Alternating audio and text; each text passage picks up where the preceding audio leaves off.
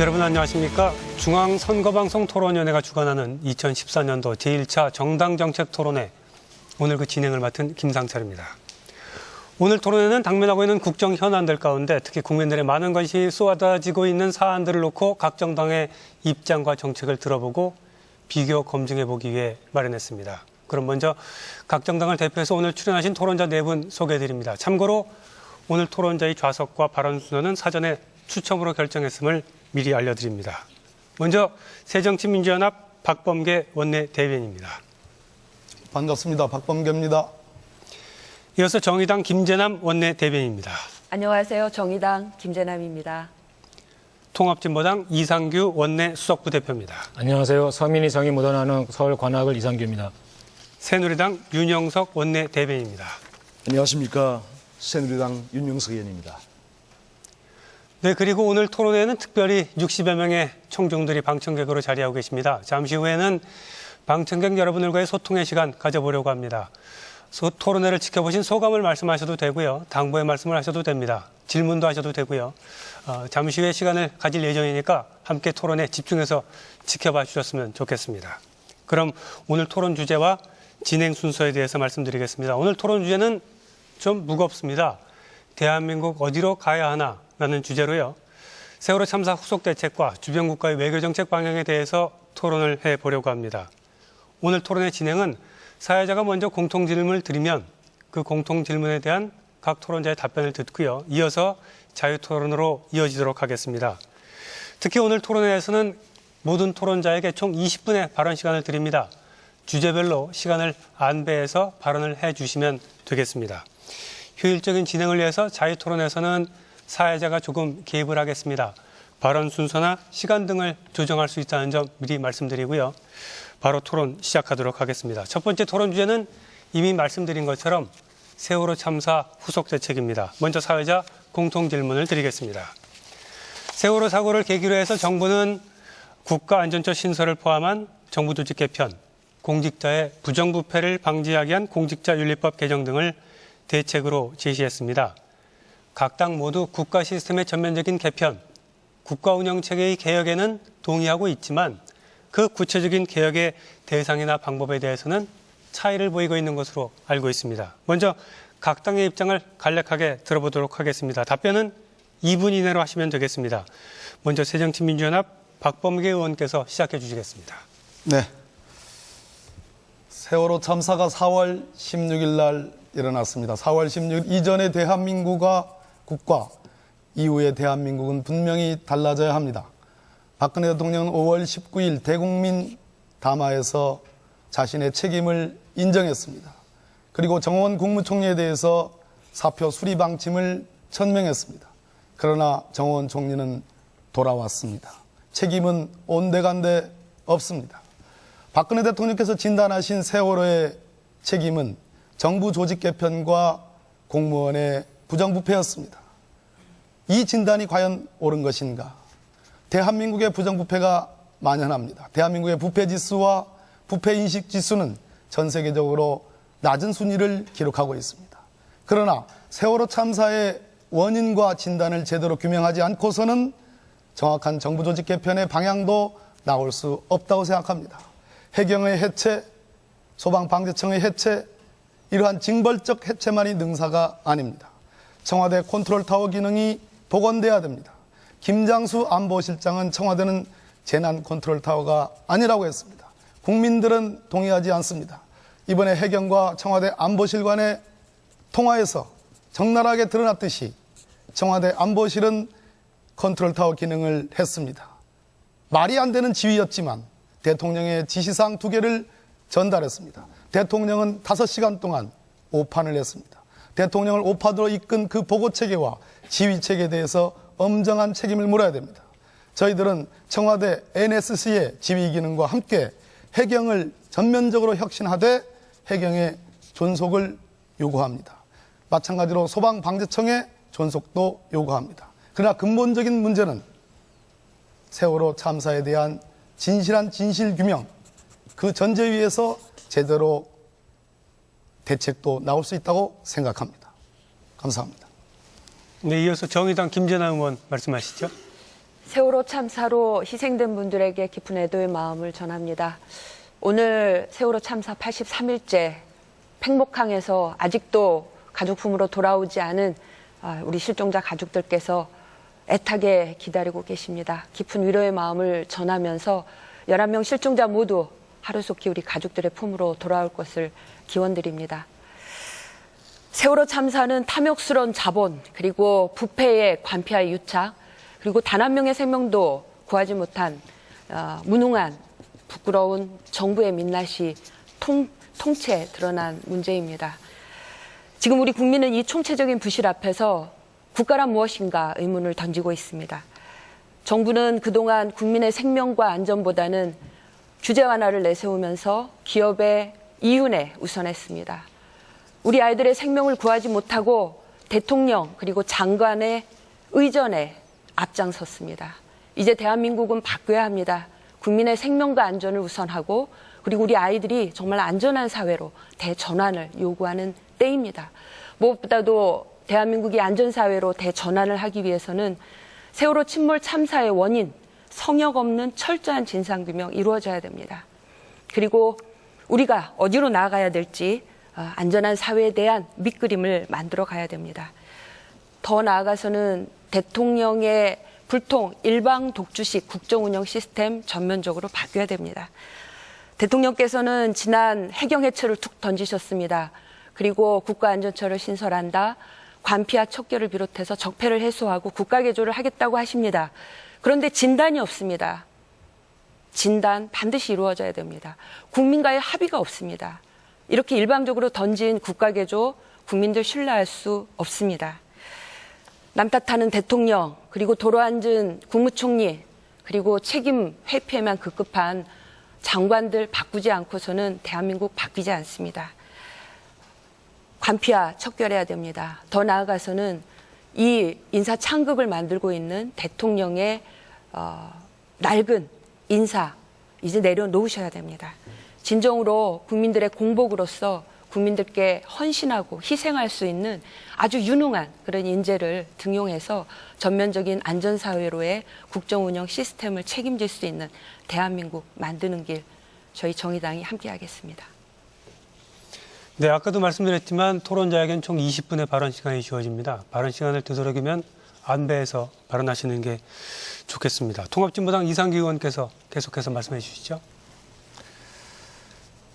지금 사실 속이 좀 답답한데요. 저희가 이 자리에서 지금 후속 대책을 국가개혁, 시스템 개조 이런 얘기를 해야 될까 하는 생각이 듭니다. 지금 태풍 때문에 진도 팽목항에서는 수색이 중단되어 있습니다. 11분의 실종자 가족들은 애타게 바다만을 쳐다보고 있습니다. 해군 장교라고 하는 사람은 웬만큼 다 찾아봤다며 유실 가능성도 생각해봐라 이런 발언을 해서 실종자 가족들 가슴을 후벼 팠습니다. 도대체 이게 뭡니까? 후속 대책이 필요한 게 아니라 지금 우리가 해야 될 것은 11분 한 명도 빠지지 않고 살려내지는 못할 망정 찾아는 줘야죠. 도대체 이게 뭡니까? 그 가족들의 쓰린 마음 도대체 누가 알아줄 겁니까? 저는 국회의원 전원 다 팽목항에 내려가서 실종자 가족들 앞에 석고 대제해야 된다고 봅니다. 전원 수습, 조기 수습을 위해서 필요하다면 국회에서 결의라도 해야죠. 이런 거 놔두고 도대체 뭘 따진다는 말입니까?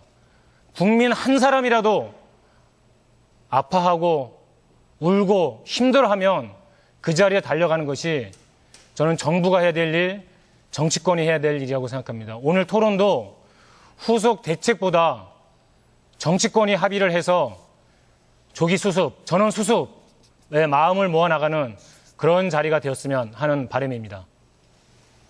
네, 이어서 새누리당 윤영석 의원 말씀하시겠습니다. 예. 먼저 세월호 참사로 인해서 돌아가신 분들과 유가족 여러분, 그리고 아직도 가족이 품으로 들어오지 못한 11분의 실종자 여러분과 또 가족들, 그리고 국민 여러분께 깊은 사죄의 말씀을 드립니다. 아울러 삼가 돌아가신 분들의 명복을 빕니다. 저희 새누리당은 통렬한 반성과 참여하는 마음으로 사태를 수습하고 철저한 진상규명을 통해서 책임자를 처벌하고 또한 앞으로 이러한 일이 다시는 발생하지 않도록 재발방지 대책을 세워나가겠습니다. 아울러서 그동안의 경제성장 과정에서 쌓인 적폐들을 청산하고 또 정치개혁과 정부개혁을 통해서 국가 대개조를 선도해서 앞장서서 추진하겠습니다. 그리고 마지막 한 분의 실종자가 가족의 품으로 돌아올 때까지 구조작업에 최선을 다하고 그리고 희생자들에 대한 적절한 또 충분한 그런 보상과 함께 의사자 선정 과정에서도 야당과 협의해서 적절한 대안을 마련하도록 하겠습니다. 저희들이 이러한 조치를 취한다고 해서 유가족 여러분들의 슬픔이 어찌 위안을 받을 수 있겠습니까? 큰 책임을 통감하고 있습니다. 하지만은 저희 새누리당은 유가족 여러분과 그리고 국민 여러분께서 조금이라도 위안이 되고 또 도움이 될 수 있는 방안이 있다면 사소한 일부터 중요한 일까지 저희들이 최선을 다해서 살펴나가고 또한 세월호 참사를 계기로 해서 진정한 대한민국의 대개조가 이루어질 수 있도록 여야 함께 협력하고 힘을 합쳐서 새로운 대한민국을 만들어 나가도록 하겠습니다. 자세한 사항은 또 토론을 하면서 말씀드리겠습니다. 네, 그럼 바로 자유토론으로 이어가도록 하겠습니다. 지금 현재 쟁점이 되고 있는 게 크게 두 가지입니다. 우선은 정부 조직 개편 문제하고 공직자 부패 방지법 문제인데요. 우선 정부 조직 개편 방향에 대해서도 입장이 좀 다른 것 같습니다. 정부에서는 아까 말씀하셨지만 해경과 소방안전청 해체 그리고 지금 말씀하신 것처럼 국가안전처 신설 같은 것들을 대안으로 제시했는데 다른 정당에서는 조금 입장이 다른 듯한데요. 먼저 이 문제부터 말씀을 시작해 보겠습니다. 먼저 누가 말씀을 시작해 주실까요? 예, 그러면 정의당 김재남 의원부터 먼저 말씀 시작하실까요? 정부의 이번 조직 개편은 대통령 안전만 고려한 대단히 책임회피용 개편에 불과하다고 생각합니다. 해경 해체, 소방방재청, 묵묵히 일 잘하고 있는 소방방재청 해체 왜 갑자기 들고 나오는지 이해할 수가 없습니다. 해경에게는 면죄부를 주고 정말 현장 대응 능력을 가지고 있는 소방, 방재 공무원들에게는 사기를 떨굴 수 있는 일은 아니라고 생각합니다. 도로 총리 그리고 국정을 농단하고 있는 김기춘 비서실장 그대로 두고 이런 책임 회피용으로 오히려 이것을 해경이나 소방방재청에 책임을 떠넘기는 이런 문제점들 지적을 하지 않을 수가 없습니다. 정의당은 그래서 해경을 혁신하는 거 당연히 해야 되고요. 오히려 소방방재청은 현장 대응 능력을 훨씬 더 강화하는 독립외청으로서 재난 대응 관리를 일원화해서 책임질 수 있도록 하는 그런 지휘 체계로 만드는 게 무엇보다 중요하다고 생각합니다. 소방 공무원들 굉장히 처우가 약화되어 있습니다. 그리고 소방 관련한 여러 가지 장비들 노후되어 있습니다. 국가보조금 1.8%에 불과합니다. 이런 거 그대로 둔 채 국가안전처 신설, 총리가 책임을 진다고 하는데요. 현재처럼 총리도 할 수 없는 내각을 책임지지 못하는 이런 국정 운영 난맥상에서 과연 총리가 책임지는 국가안전처 그야말로 옥상옥 조직에 저는 불과하다고 생각합니다. 무엇보다 제대로 된 재난 안전관리 시스템을 위해서는 총괄 컨트롤 시스템 필요하죠. 국가안보 위주로 군인 출신이 이루고 있는 국가안보실, 국민 안전을 우선하는 국가안전보장실로 전면적으로 개편하는 것 포함해서 지역 단위에는 골목까지 국민들의 안전을 책임질 수 있도록 하는 지방자치단체 차원의 재난안전관리센터 같은 정말 국민들이 피부로 느낄 수 있는 안전관리 시스템으로의 전환 무엇보다 중요하다고 생각합니다. 네, 새정치민주연합 박범계 의원 말씀하시죠. 네, 모두에도 말씀을 드렸습니다만 박근혜 대통령의 이번 세월호 참사에 대한 인식과 거기에 대한 처방은 저는 잘못되어 있다고 생각합니다.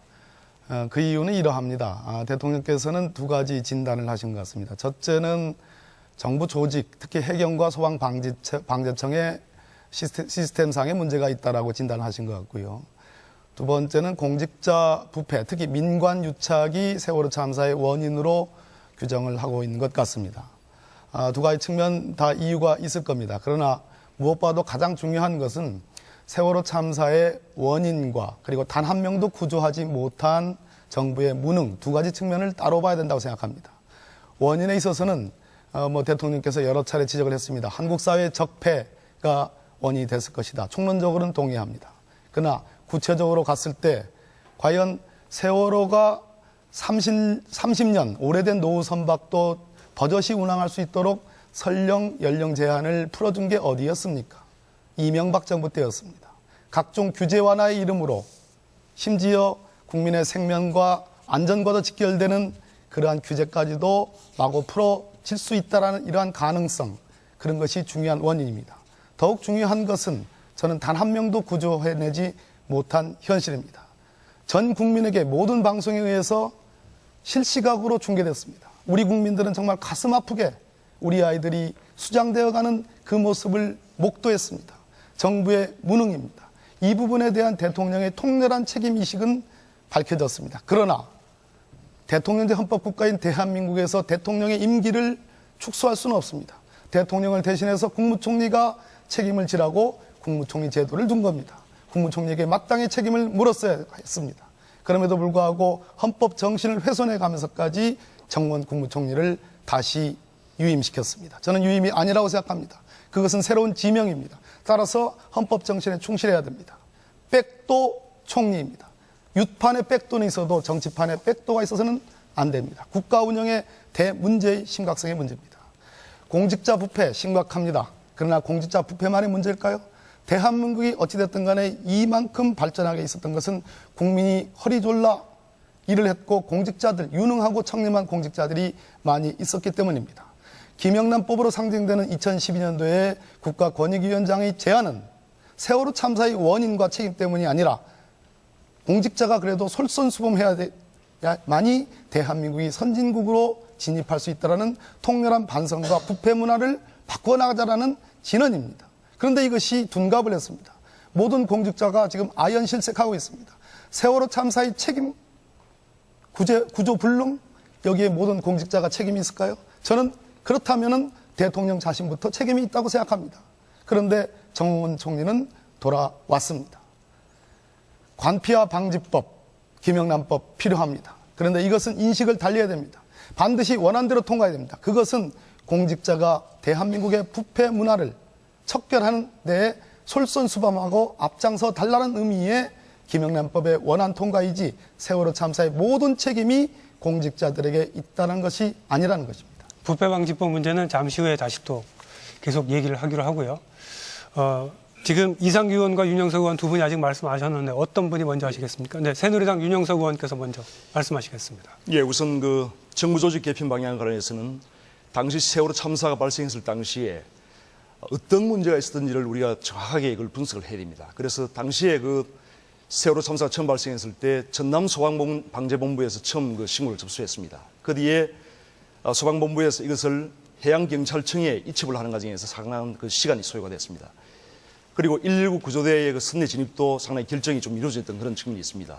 이렇게 그 현장에서 이런 초동 대응을 하는 단계에 있어서 이러한 담당 그 소관 기관들이 다르다 보니까 서로 간의 그 책임을 좀 그 하는 그런 측면이 있고 또한 시간이 지체되어서 1분 1초가 아까운 상황에서 인명을 구할 수 있는 그런 골든 타임을 놓치게 되는 그런 부분이 있었습니다. 그래서 이러한 부분은 굉장히 그 중요한 문제이기 때문에 저희가 가장 이제 일단 정부 조직 개편에서 중시하는 부분은 이러한 그 다원화된 그런 기관들, 이런 것을 또 지휘 통솔 체계가 일어나지 않은 그런 부분들을 우리 통합적으로 뭔가 조정을 해야겠다 하는 부분을 저희가 중시를 하고 있습니다. 그래서 국무총리 산하에 국가안전처를 두어서 이러한 국가안전 산하에서 초동 대응에서부터 시작해서 모든 그 강력한 컨트롤 타워로서 기능을 함으로써 현장에서 그러한 그 인명구조가 신속하고 원활하게 될 수 있도록 하자는 그런 것입니다. 그래서 또 그리고 해경과 그 소방청의 관계는 이것을 저희가 징벌적으로 뭔가 이것을 해체하자는 것이 결코 아닙니다. 보다 효율적으로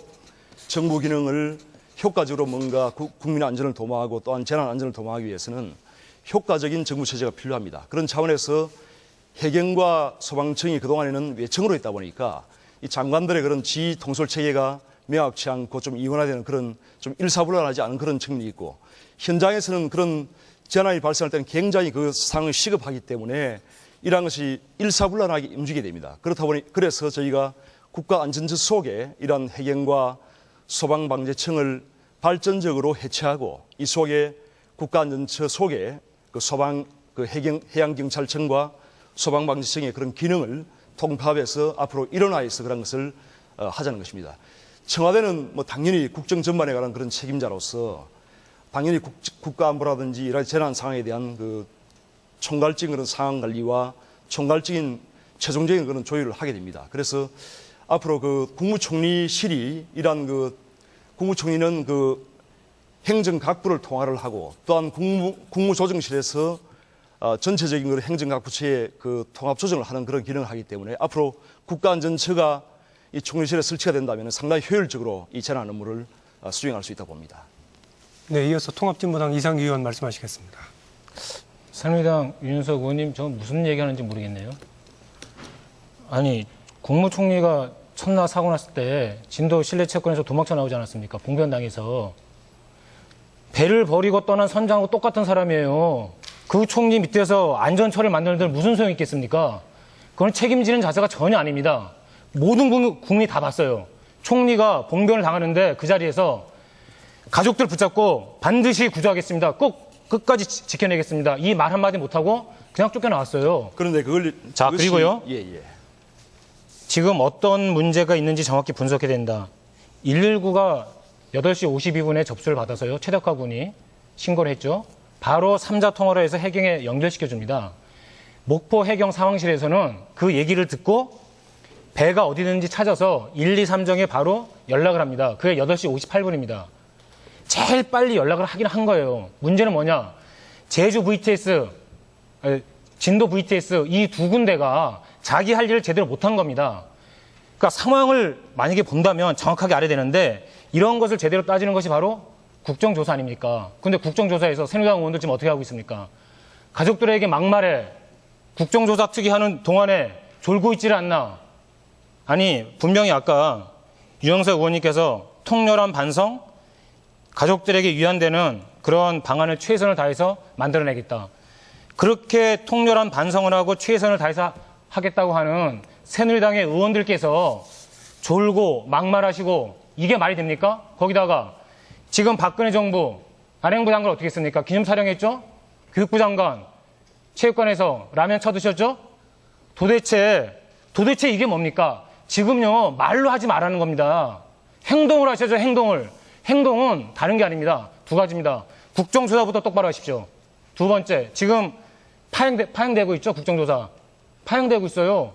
이 방송이 나가고 있는 MBC도 오늘 기간보에 불참을 통보했다고 합니다. 이게 말이 됩니까?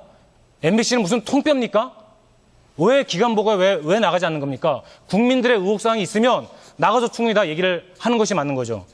자, 첫 번째, 국정조사부터 똑바로 해 주십시오. 새누리당이 제대로만 하면 됩니다. 그리고 두 번째요.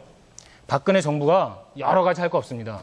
해경에 해수부에 당시 상황 자료 있는 그대로 전부 다 밝히라고 하십시오. 갖가지 의혹들이 많습니다. 이런 의혹 하나도 없게 정부가 먼저 나서서 박근혜 정부가 나서서 대통령부터 나서서 정부가 가지고 있는 모든 자료 국민들에게 공개하십시오. 그거부터가 시작입니다. 지금 이상규 의원께서는 정부 조직 개편 문제에 대한 통합진보당의 입장은 말씀하지 않으셨습니다. 그거 좀 추가로 좀 몇 가지 말씀드리면요. 원인 규명이 되지 않은 상태에서 해경을 해체하고 소방방지청을 해체하고 안행부를 축소한다라고 하는 것은 선거를 의식한 전형적인 정치쇼입니다. 절대 동의할 수가 없고요. 그리고 일선에 있는 분들의 의견은 뭐냐면 안전처 만들든 만들지 않든 상관없다는 겁니다. 중요한 거는 해경이 해난 재난을 제대로 할 수 있게, 소방이 육상 재난을 제대로 관리할 수 있게, 그것만 보장해 달라는 겁니다. 전문성을 강화해 주고, 그리고 여기에 맞는 인력과 장비 예산을 투입해 주고, 그리고 그 전문가를 건들지 말아 달라는 겁니다. 위에 있는 그러니까 고위 공무원이나 정치권 인사들이 이렇게 저렇게 하는 거 그것까지는 좋다. 당신들 마음대로 해라. 그런데 현장에서 불 끄는, 현장에서 재난에 달려가는 이 분들 전문성을 강화하고 그분들 국가직으로 제대로 처우해달라라고 하는 겁니다. 저는 이 현장의 목소리를 기본으로 해서 정부 조직법 개편도 이 목소리를 반영해야 된다고 봅니다. 새누리당 윤영석 의원 조금 말씀하시겠습니까? 예. 방금 이상규 의원께서 이러한 말씀을 하셨는데, 물론 잘못된 부분도 있습니다만은, 이러한 것이 이제 저희가 국정조사 문제만 하더라도 한두 개가 아니에요. 국정조사 지금도 계속되고 있어요. 문제만 하더라도 일단 윤영석 의원 이것이 말씀하실 때는 조금 당연히 들어주시면 여야 간에 좋겠습니다. 뭔가 합의가 되고 그 합의된 안에서 이 움직여야 되는 그런 상황이 있습니다. 그래서 그런 상황이 지금 좀 그렇지 못하다 보니까 이제 그런 상황이 생기는 것이고 앞으로 그 소방청의 그런 그 아까 지적을 하셨는데 그런 부분도 소방 공무원들의 그런 공로나 이런 부분은 저희가 분명히 인정을 하고 있습니다. 하지만 이것을 징벌적으로 뭔가 이걸 잘못했기 때문에 해체를 하는 것이 아니고 정부 조직을 어떻게 하면 효과적으로 운영할 것이라는 그런 차원에서 보는 것이고 당연히 저희가 이 소방청이나 이런 해경을 국가안전처 속으로 통합적으로 저희가 다시 통폐합을 해서 다시 수용을 하는 것입니다. 하는 것이기 때문에 앞으로 그런 부분에 대해서 좀 오해가 없으시기 바랍니다. 소방방자청 해체를 대통령께서 발표하실 때 사전에 소방 공무원들하고 한 번에도 얘기해 보신 적 있어요? 새누리당에서 관련된 의견 수렴을 일선에서 한 번이라도 해보신 적 있습니까? 그 부분은 저희가 지금 대통령의 담화 발표가 최종 결정은 아니지 않습니까? 이 정부조직법이라는 것이 국회에서 입법권을 가지고 있고 지금 여야 간에 그런 것을 서로 협의를 하고 조정을 하고 있지 않습니까? 그래서 앞으로 이런 부분은 국회에서 좀 더 논의를 하고 또 다양한 의견을 들어서 우리가 결정을 해나갈 사항이라고 생각합니다. 네, 이어서 새정치민주연합 박범계 의원께서 발언 신청하셨습니다. 말씀하시죠. 확실히 이제 우리나라는 대통령제 헌법 국가입니다. 대통령은 국가 원수인 동시에 행정부의 수반이죠. 대통령이 행정 각 부처를 통할하는 데 있어서 정부 조직을 내가 이렇게 꾸려서 이렇게 바꿔서 운영을 해보고 싶다라면 그 의사는 상당 부분 존중돼야 된다고 생각합니다. 그러나 국회도 바지저고리가 아닌 이상은 국회가 입법권을 갖고 있고 정부 조직에 조응해서 국회도 상임위가 그렇게 구성이 되어 있습니다. 따라서 국회가 무슨 거수기처럼 그러한 그 지위로 전락해서는 안 됩니다. 문제는 우리나라에서 모든 권한과 책임은 대통령에게 귀속되고 있다는 겁니다. 중학교 교당 선생님조차도 대통령이 임명합니다. 깜짝 놀랄 만한 일은 아니겠습니까? 그런데 청와대에 재난 컨트롤 타워 기능을 주지 않는다. 이것은 문제가 있다는 겁니다. 대통령실, 총리실 산하의 국가안전처, 부도 아닙니다. 이 처장이라는 것은 대체로 차관급이라고 보여지는데요. 저희들은 국민안전부를 만들자. 부처로서 국민안전부를 만들자. 장관급 국민안전부를 만들고 소방방재청과 해경, 특히 해경에 대해서는 정말 대호각성하는 혁신을 전제로 해가지고 존치시키되 국민안전부의 외청으로 독립하게 하자.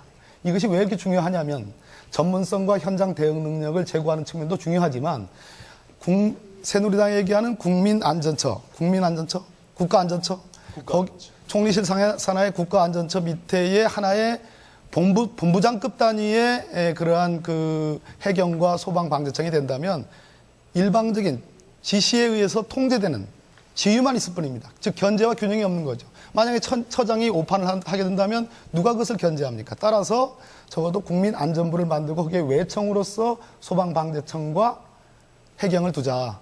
그래서 서로 견제와 균형을 이루어 나가자. 총괄적으로는 대통령 청와대에서 총괄 지휘 기능을 갖자. 이런 얘기입니다. 네, 지금 세월호 참사 후속 대책에 대한 토론 진행하고 있는데요. 얘기할 것들이 많아서 바로 다음 주제로 넘어가야 되겠습니다. 부패방지법 문제인데요. 지금 쟁점이 되고 있는 게 정부 조직 개편 문제와 함께 부패방지법 문제 아닙니까? 조금 전에도 한 토론자분께서 말씀하시는 중에 부패방지법 문제를 원안 그대로 통과시켜야 한다고 말씀하셨습니다만 이게 원래 이름이 부정청탁 금지 및 공무원의 이해충돌 방지 법안이었습니다. 국회에 넘어간 게 3년 전이었는데 아직까지 처리가 안 됐어요. 그 대상과 범위에 대해서 여전히 이견이 있는 것으로 알고 있습니다. 이 문제에 대해서 좀 얘기를 해봤으면 좋겠습니다. 어떤 분이 먼저 토론 시작해 주실까요? 예. 통합진보당 이상규 의원 말씀하시죠. 좀 전에 마무리하지 못한 발언 마저 하겠습니다. 이게 유대현 의원이 국회 입법조사처에 문의를 해서 이번 정부조직법 개편안에 대한 국회의 의견을 물어온 겁니다. 여기에 의하면 안전처는 법안 제출 권한조차 없습니다. 그렇기 때문에 제대로 재난안전 컨트롤 타워의 역할을 할 수 없다라고 하는 것이 입법조사처에서도 의견을 밝혀온 바가 있습니다. 전 이런 부분을 새누리당과 박근혜 정부가 잘 직시해서 의견 수렴을 좀 더 많이 했으면 좋겠다 말씀드리고요. 김영란법에 관련한 이야기를 드리면 왜 김영란법이 통과되지 않느냐. 그건 당연하죠. 국회의원들이 일 열심히 안 하기 때문입니다. 그 법이 통과되면 자신들도 문제가 생길까 봐 지금 전전긍긍하고 있다. 이렇게밖에 얘기할 수가 없습니다. 이것은요. 고위공직자 비리수사처가 신설되지 않는 것과 똑같은 것입니다. 역대 선거 때마다 어떤 후보든지 어떤 정당이든지 사법개혁하겠다, 검찰개혁하겠다, 그리고 고위공직자 비리 엄단하겠다 이야기를 하지만 정작 그것을 제대로 할 수 있는 고위공직자 비리수사처는 절대로 도입을 안 하고 있습니다. 상설특검마저도 사실 겨우 누더기가 된 채로 통과가 된 그런 실정인 거죠. 따라서 김영란법의 경우는 이번 세월호 참사를 계기로 해서 이번만큼은 반드시 통과를 시켜야 됩니다. 원안을 기본으로 하되 여기에 몇 가지 유연적 논란이 있습니다. 가족까지 포함이 된다고 했을 때 연자제라거나 그다음에 국민들의 창원권 이런 부분에 대한 몇 가지 유연 논란이 있기 때문에 그런 부분의 정도만 양만 좀 손질을 해서 곧바로 김영란법은 통과가 돼야 된다고 보고요. 이것을 보다 제대로 하려면 김영란법뿐만 아니라 안행부에서 관리하고 있는 공직자윤리법 그리고 국민권익위에서 관리하고 있는 부패방지법 이 세 가지 법을 오히려 하나로 일원화시켜서 강력하게 부패 방지 그리고 이해충돌 방지를 위한 이런 기본 설계를 해야 되지 않을까 생각을 합니다. 누가 또 다음에 발언하시겠습니까? 정의당 김재남 의원이 네, 한동안 발언에 참여를 말씀드리겠습니다. 못하셨는데 이제 좀 말씀하시겠습니까? 우리 사회 그러니까 세월호 참사의 원인이지요. 공직자 부패 비리가 우리 사회에 너무나 만연해 있습니다. 김영란법은 공직사회 이런 부패 비리를 정말 확 뜯어 고치자, 확 뿌리 뽑자고 하는 게 김영란법의 취지입니다. 그렇기 때문에 그동안 저희 정의당은 이거는 원안 통과가 돼야 된다 이렇게 하고 있는데 박근혜 대통령께서도 새누리당 의원들은 최근에 이 김영란법을 가지고 헛말들을 하고 계시고 굉장히 법안을 오도를 하고 계시면서 마치 이 김영란법이 통과되면 국민의 3분의 1이 다 수사를 받고 뭐 선물도 주고받을 수 없는 것처럼 굉장히 폄훼를 하고 있습니다. 그렇지 않습니다. 저는 박근혜 대통령 새누리당 의원들께 김영란법 오염시키지 말라.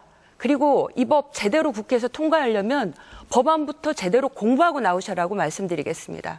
법안을 제대로 보면 대상 범위를 확대하는데 민법상 가족 범위입니다.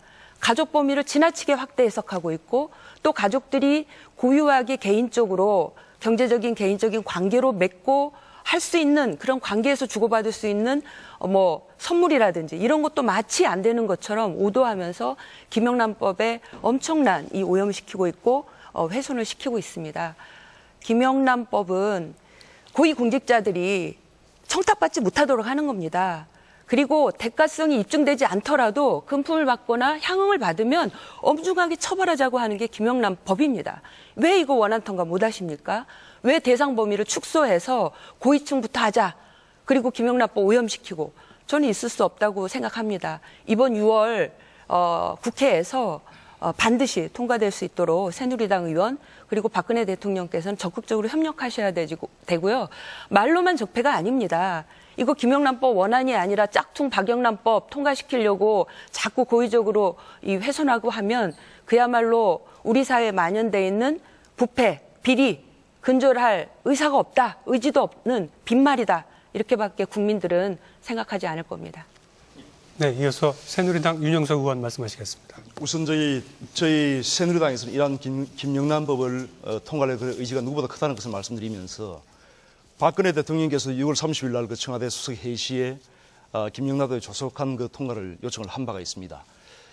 국회에. 그래서 그런데 문제는 이게 방금 이제 우리 그 김재남 의원 말씀하신 대로 하시지만은 가족의 범위나 이런 그 법안에 따라서는 친족의 범위가 명확치 않은 그런 부분이 분명히 있습니다. 있기 때문에 이런 또 공직자를 어디까지 볼 것인가 하는 그런 부분도 상당히 지금 논란이 되고 있고 그래서 공직자가 많게는 150만 명, 그 또 가족에는 친족의 범위가 상당히 아까 말씀하신 대로 전 국민 한 3분의 1까지 최대한 그 될 수 있는 그런 부분도 분명히 있기 때문에 이러한 부분을 우리가 명확하게 뭔가 설정하고 그 다음에 그 부정청탁의 범위도 상당히 개념이나 이런 정의가 좀 적용 대상의 범위가 좀 모호한 측면이 있습니다. 그렇다 보니까 그 청탁의 범위에 이러한 그 국민의 기본적인 청원권마저도 제약할 수 있는 그래서 심지어는 국민들이 그 행정기관에 쉽게 제기할 수 있는 그런 민원이나 이런 부분도 좀 제약을 받을 수 있는 그런 부분이기 때문에 이러한 적용 대상의 범위와 또 부정청탁의 이러한 그 정의가 무엇인지 하는 부분에 대해서 좀 더 명확히 하고 이러한 것을 여야 간에 합의를 해서 하자는 것이고 저희도 이번 하반기에 가장 빨리 이러한 법을 통과시키고자 하는 것이 저희 당의 지금 입장입니다. 네, 이어서 새정치민주연합 박범계 의원께서 말씀하시겠습니다. 네. 김영란법은 제가 모두에도 말씀드렸듯이 2012년도에 국민권익위원장을 하던 김영란 전 대법관이 국민권익위원회의 안으로서 원안을 제시했습니다. 그러나 국회와 정부가 이 부분에 대해서 원안 통과에 대해서 소홀히 했습니다. 그래서 2013년도에 총리실이 주도해서 소위 정부안이라는 수정안이 제출이 됐고 현재 국회 정무위원회 법안심사 소위에 지금 계류 중입니다. 이렇게 묻혀져 가던 김영란법이 박근혜 대통령께서 5월 19일 날 대국민 담화를 하면서 세월호 참사의 책임으로 공직자 부패를 말씀을 하셨습니다. 제가 모두에도 말씀드렸습니다. 모두가 책임이 있고 그 정점에 대통령이 계신다고 말씀드렸습니다. 김영란 권익위원장의 김영란법의 제시 이유는 세월호 참사하고는 무관합니다. 공직자가 선도해서 대한민국에 만연한 부패 문화를 막자는 것입니다. 그래야지만이 선진국에 들어갈 수 있다는 것입니다. 김영란법의 원안과 수정안은 크게 세 가지로 되어 있습니다. 즉 부정청탁을 금지하고 금품 수수를 금지하고 이해 충돌을 막자는 것입니다. 이 세 가지 부분이 있는데 부정청탁의 부분은 공무원이 부정한 청탁을 받아가지고 법령에 위배되는 행위를 하면 그건 당연히 처벌이 대상이 됩니다. 그는 누구도 이런 여지가 없습니다. 문제는 그 다음 법령에 위배되는 행위뿐만 아니라 권한을 남용하여 부당한 행위를 했을 경우 이 경우의 추상성입니다. 이 부분은 손을 봐야 될 것으로 생각됩니다. 두 번째는 금품 수수 부분입니다. 원안과 수정안이 다 금품 수수를 방지하는데 원안은 한 번에 100만 원 이상, 연간 500만 원 이상 받으면 소위 과거부터 있었던 대가성과 직무 관련성이 없어도 처벌됩니다. 그런데 수정안은 직무 관련성을 요하도록 되고 있습니다. 저는 적어도 원안에 충실해야 된다고 생각합니다. 적어도 대가성과 직무 관련성 관계없이 한 건에 100만 원 이상이면 굉장히 큰 돈입니다. 우리나라 공직자들 그렇게 부패해 있지 않습니다. 이것은 맘먹고 나쁜 짓 하려고 하는 사람들에게만 있는 것이기 때문에 이 부분은 막아야 된다고 생각합니다. 원안에 충실할 필요가 있다. 나머지는 과태료 부분입니다. 마지막으로는 이해 충돌을 회피해야 되는 것입니다. 예를 들어서 제가 모 부처에 산업은행과 같은 공기업의 무슨 여신심사 과장이라고 생각을 해봅시다. 그런데 제가 여신심사 과장으로 제가 대출을 받는 산업은행으로부터 대출을 받는데 제가 관여하면 되겠습니까? 당연히 회피해야 됩니다. 마찬가지로 제 아내나 제 형제자매가 제가 여신과장으로 있다는 이유만으로 대출을 요구할 때 제가 그 사건을 다루면 되겠습니까? 당연히 비과장에게 넘겨야 됩니다. 이것이 이해충돌 방지의 문제입니다. 따라서 결론적으로 김영란법은 한국 사회의 부패 문화를 혁신할 수 있는 획기적인 법안이면 틀림없습니다. 지금 마지막으로 가족의 문제를 얘기하고 있습니다. 김영란법 원안이든 수정안이든 큰 차이가 없습니다. 가족은 민법상의 가족의 개념입니다. 당사자 본인과 배우자와 직계 혈족과 형제 자매와 생계를 같이 하는 인척입니다. 따라서 지금 새누리당 일각에서 얘기하는 1,400만 명 내지 1,800만 명이 국민의 3분의 1이 적용 대상이 된다는 것은 과도한 측량입니다. 과도한 계측입니다. 그것은 말이 되지 않습니다. 마지막으로 그럼에도 불구하고 김영란법이 공직부패를 겨냥하고 있지만 적어도 친교의 목적으로 의례적인 예를 들어서 명절에 선물 정도 사과 한 박스, 배 한 박스 그리고 간단한 회식 지금 공직자 행동강령에도 3만 원 정도까지 회식비는 허용하고 있습니다. 이런 정도의 숨통은 튀어놓고 있습니다. 그렇기 때문에 저희 새정치민주연합은 김영란법 원안에 충실하자는 것이 저희들의 입장입니다. 네, 고맙습니다. 더 말씀하실 분. 윤영석 의원께 좀 질문을 드리고 정의당 싶은데요. 김재남 의원 네. 말씀하시죠. 굉장히 김영란법의 모호함을 얘기를 하시는데 금방 우리 박범계 의원께서도 얘기를 하셨지만 굉장히 정확합니다. 이 법이 가지고 있는 내용은 굉장히 정확하고 또 실제로 이 법은 한 2년 정도 우리가 이걸 사회에 적용시켜가는 그런 기간까지도 두고 있습니다. 풍토, 문화, 깊이 뿌리 박혀 있는 이 부패 비리를 뿌리 뽑기 위한 그런 법입니다. 근데 제가 새누리당에 질문을 드리고 싶은 것은 공직자가 대가성을 입증을 못합니다. 근데 뇌물을 받았습니다. 근데 그 대가성을 입증하지 못하면 처벌할 수 없습니까? 어떻게 생각하십니까? 예, 우선 김영란법의 취지, 원안의 취지에 대해서는 저도 전적으로 동감을 합니다. 그리고 부정부패를 해소하는 것이 국민적인 여망이기 때문에 저희들도 그래서 이 법을 빨리 통과시켜야 된다는 것이 입장이고 원칙입니다. 하지만은 그 적용 대상이나 이러한 그 부정청탁의 법이라든지 이러한 정의가 분명히 모호한 측면이 분명히 있습니다. 지금 현재 공직자나 중공직자를 어디까지 포함시킬 것인지도 사실상 지금 법안에 따라서는 상당히 좀 그 다른 점이 있고, 또한 가족이나 친족까지 포함을 시키자는 그런 법안도 지금 있습니다. 그래서 적게는 500만부터 많게는 1,800만까지 그런 범위가 나오는데요. 그래서 이러한 부분을 저희가 반대를 하는 것이 절대 아닙니다. 반대를 하는 것이 아니고, 이러한 부분을 보다 명확히 해서 그 수백만 명의 국민들이 그 관계되는 그런 법률이기 때문에 보다 법의 명확성을 두어서 법적인 안정성을 꾀하자, 그런 것이고, 저희들도 이 법이 빨리 통과되어서 그 원안의 취지가 반영될 수 있기를 바라는 것이 저희 당의 입장입니다. 네. 네, 지금 세월호 참사 후속 대책에 대한 토론 진행하고 있습니다. 다음 토론 주제가 있어서 사실 이 토론 주제는 이 팀에서 마무리해야 되는데요. 아직도 얘기할 게 많아서 조금만 더 토론을 해보도록 하겠습니다. 특히 저희가 아직 토론하지 못한 주제 가운데는 세월호 특별법 문제도 있습니다. 세월호 참사 진상규명, 이미 여러 번 얘기가 나왔습니다만 시급한 진상규명도 해야 되고요. 또 보상 문제도 있습니다. 이런 문제 포함해서 세월호 참사 후속 대책과 관련해서 아직 못다 하신 말씀을 한 1분 정도씩만 하시는 걸로 하고 다음 주제로 넘어가도록 하겠습니다. 먼저 통합진보당 이상기 의원께서 먼저 1분 정도만 말씀해 주시죠. 제가 새누리당에게 좀 권고하고 싶은 거는 국가대개조 말씀하시지 말고 작은 개조라도 좀 하십시오. 김영란법에 대해서 모호하다고 이야기하는 새누리당의 태도가 모호합니다. 그거부터 좀 고치시기를 바라고요. 공직자 윤리 관련해서 단 하나의 예외가 있습니다. 바로 변호사 자격증을 갖고 있는 분들인데요. 그래서 이제 안대희 그 총리 후보 내정자도 결국은 이 정관예우에 의해서 낙마를 하셨는데, 변호사들도 이걸 좀 더 강화해야 되는 것이 아닌가. 그 부분이 좀 특단의 이런 그 대책이 필요하다고 생각을 합니다. 세월호 특별법은 진보당은 이미 발의를 했습니다. 그래서 이 진상조사와 사법 처리 권한을 갖도록 하고, 이 과정에 희생자 가족과 실종자 가족이 포함해서 전문가와 함께 가족들이 직접 진상규명과 관련된 활동을 할 수 있도록 그렇게 법안을 마련했습니다. 이 법안이 실제 본회의에 통과되기까지는 많은 어려움이 있을 거고요. 국민 여러분들께서 응원해 주셔야 됩니다. 저희들 세월호 가족들의 아픔을 함께하고 반드시 전원 조기 수습과 진상규명 될 수 있게 그렇게 노력하겠습니다. 네, 다음에 누가 해주시겠습니까? 새정치민주연합 박범계 의원께서 하시겠습니까? 세월호 특별법 말씀하시는 예, 그거 포함해서 이 세월호 참사 후속 대책과 관련 토론 마무리 발언으로 한 1분 정도 쓰시면 되겠습니다. 네, 이제 내일 모레 10일이면 박근혜 대통령께서 초청을 하셔가지고 여야 원내대표 박영선 이완구 원내대표와 여야 정책위장이 청와대에서 회동을 갖습니다.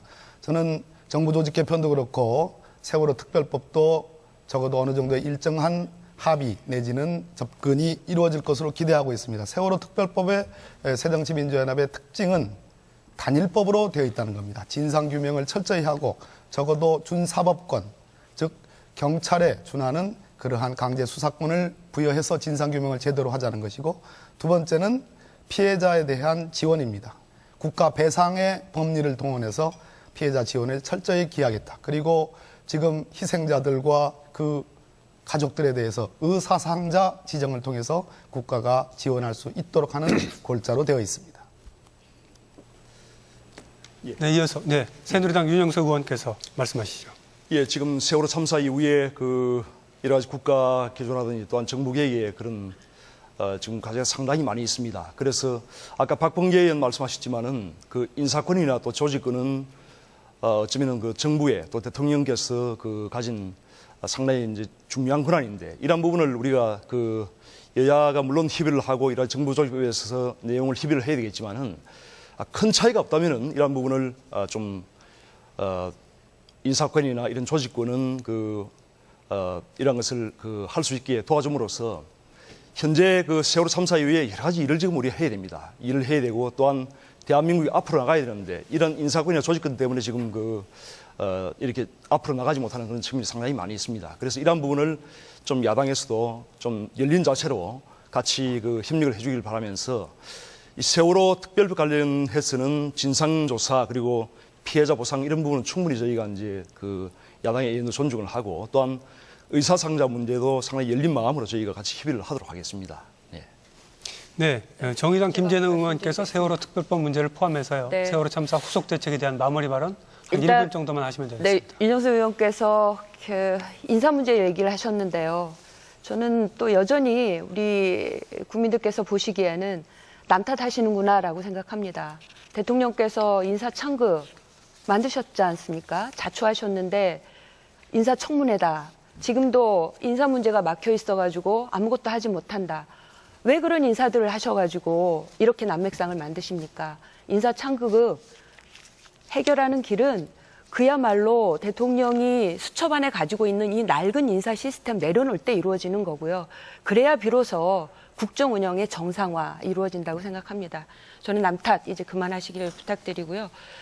저희 정의당은 가장 먼저 우리 세월호 침몰 참사의 원인, 진상규명을 위해서 진상규명과 그리고 성역 없는 조사 그리고 또 우리 아픔을 느끼고 있는 우리 피해자 가족들을 지원할 수 있는 내용을 포함하고요.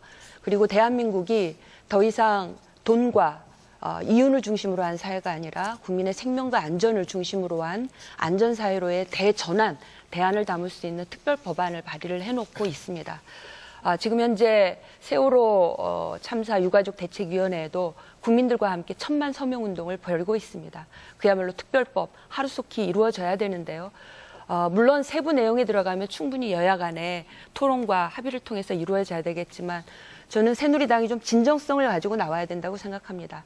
세월호 특별법에는 성역 없는 진상조사, 진상규명, 진단이 제대로 돼야 하기 때문에 이렇게 만들어지는 진상조사위원회의 조사권 그리고 특별검사를 두어서 수사를 할 수 있도록 하는 이런 내용을 포함하고 있습니다. 그런데 새누리당의 안에 의하면 이런 것을 자꾸 부정하려고 하는 그런 시도들이 있고 이건 또 한 번 우리 가족들에게 피해를 입은 유가족들에게 또 한 번 아픔을 주는 일이라고 생각합니다.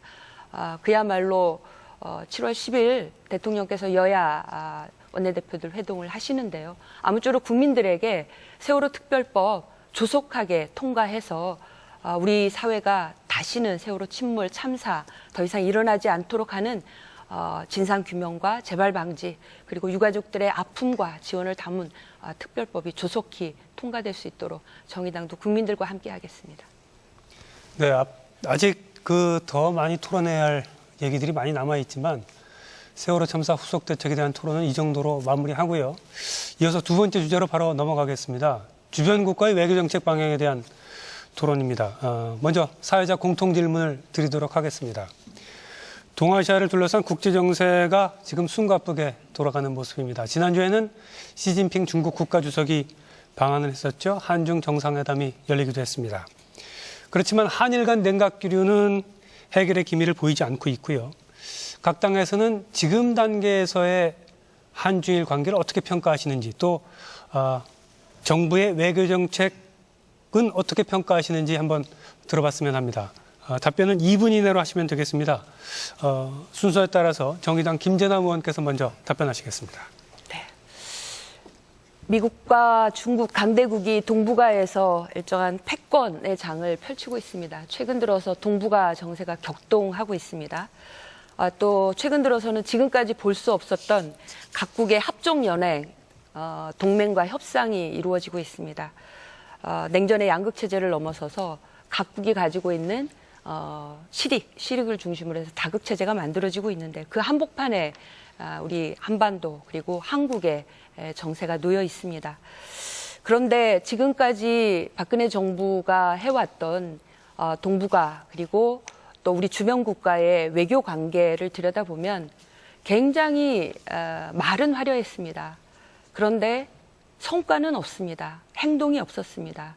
저는 이렇게 말만 화려한 외교 언사로는 실제 이렇게 급변하는 동북아 정세에서 외교 실익을 얻을 수 없다고 생각합니다.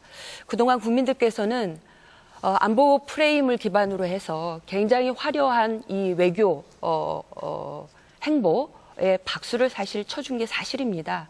그런데 곰곰이 돌아보니 행동은 보이지 않고 성과도 없고 급변하는 정세 속에서 여러 나라들은 실익을 중심으로 합종연행하고 있는 이런 걸 보니 굉장히 뭔가 우리가 지금 손해보고 있는 게 아닌가, 그 피로감과 불안감이 극에 달해 있다고 생각합니다. 박근혜 대통령께서는 이명박 정부와는 다른 남북관계를 이루겠다고 했습니다. 이명박 정부부터 지금까지 7년이 지났습니다. 무엇이 달라지고 있습니까? 한반도 평화 표류하고 있습니다. 북핵 문제 해결되고 있지 않습니다. 오히려 북핵 무장 능력만 강화되고 있는 것이 현실입니다. 한일 관계 굉장히 냉각되어 있습니다. 일본의 우경화 그리고 군사대국화, 최근에 집단자위권 헌법 변경하는 이런 헌법 해석을 변경하는 이런 일련의 군사대국화 앞에 한일 관계 초긴장 상태에 놓여 있습니다. 점점 더 군사대국화로 가고 이 격변하는 정세 속에서 과연 한반도는 어디로 우리 미래 전략을 가지고 가야 할지 국민들에게 철학도 비전도 미래 방향도 보여주지 못하는 이런 초라한 외교 성적표가 지금 현실이라고 생각합니다. 저는 한중일 관계에서 최근 시진핑 주석이 또 정상회담을 하고 갔는데요. 한중 관계 중요합니다. 한일 관계 중요합니다. 남북 관계도 중요하고요.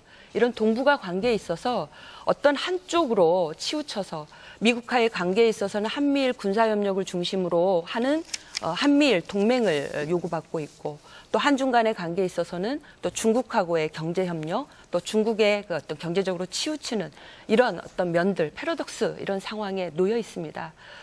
양자택일의 상황을 만들 것이 아니라 정말 분명하게 한반도 평화 그리고 동북아 평화라고 하는 변하지 않는 그런 원칙과 입장을 가지고 견인자 역할, 균형자 역할을 해야 되는 게 어느 때보다 대단히 중요한 때라고 생각합니다. 저는 이 문제를 푸는 데 있어서 가장 무엇보다 처음으로 이렇게 중요하게 해야 할 일은 지금 대립과 반목 계속되고 있는 남북관계를 어떻게 풀 거냐. 북핵 해법의 길이기도 하고요. 또 급변하는 정세 속에서 우리 한국이 동북아 평화의 견인자, 더 나아가서는 다자간 공동의 어떤 번영의 이걸 끌어가는 그런 위치에 있어서 남북 문제를 해결하는 게 무엇보다 중요하다고 생각합니다. 더 이상 대결 국면으로 북핵 문제 해결할 수 없고 대화의 협력을 통해서 남북 관계를 풀어갔을 때 저는 이 막혀 있는 또 육자회담을 다시 열어갈 수 있는 선순환의 고리에 우리가 있다 이렇게 보고 있습니다. 네, 이어서 통합진보당 이상기 의원 말씀하시죠. 한반도 주변 정세가 급변하고 있습니다. 중국의 시진핑 주석이 이례적으로 한국을 먼저 찾아와서 정상회담을 했고요. 이거는 한편으로 상당히 좋은 징조지만 또 다른 어떤 도전이 될 수도 있습니다. 첫 번째 봐야 될 것은 일본의 움직임입니다. 지금 군국주의가 급속도로 진행이 되고 있고 집단적 자위권을 이미 부활을 해놨습니다. 한미일 이 군사훈련 과정에서 일본군의 이 참관도 지금 계속 이루어지고 있는 상황이고요. 역사 왜곡 뭐 등등은 말할 것도 없는 정도죠. 근데 일본의 이런 군국주의화에 지난 그 남수단 파병 부대가 일본으로부터 실탄 지원을 받음으로 해서 이 집단적 자위권에 날개를 달아줬다고 하는 것, 한국 외교의 망신살이 아닐 수가 없습니다. 그 다음에 미국인데요. 미국은 급부상하고 있는 중국을 견제하기 위해서 일본과 손잡고 한미일 군사동맹을 더욱 강화시키려고 하고 있습니다.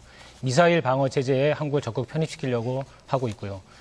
여기에 맞대응해서 중국은 지난 5월 상하이에서 아시아 교류 및 신뢰 구축 회의에서 이 회의를 다자간 안보 협력 기구로 만들자라고 제안을 했습니다. 결국 미국과 중국의 이 안보 팽창이 정확하게 한반도에서 충돌하고 있는 것이죠. 이럴 때일수록 대한민국은 자기의 중심을 제대로 잡아야 된다라고 생각을 하고요.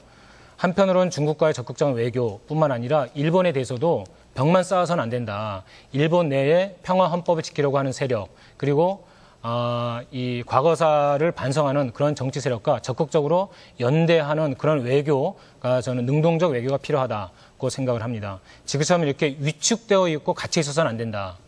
그런데 미국과의 관계, 중국과의 관계 그리고 일본과의 관계 이 모든 것을 풀어나가는 데 있어서 핵심 고리는 바로 남북입니다. 저는 박근혜 대통령이 신뢰 프로세스를 공약으로 내세우고 이것을 실천하려고 하는 것은 아주 좋은 일이라고 생각을 하고요. 전격적으로 남북 정상회담 하십시오. 반전을 한번 이뤄보십시오. 이 대한민국 국민들이 그리고 야당이 그 부분에 대해서는 적극적으로 협력할 용의가 있다고 하는 것을 다시 한번 말씀드리겠습니다. 남과 북의 정상회담을 하고 그리고 국회 차원에서는 국회 남북회담을 하고 그래서 막혀있는 물꼬를 틀고 이 한반도 전체가 중심이 돼서 동북아 전세를 끌어나갈 수 있는 오히려 그런 절호의 기회가 왔다고 생각을 하고요.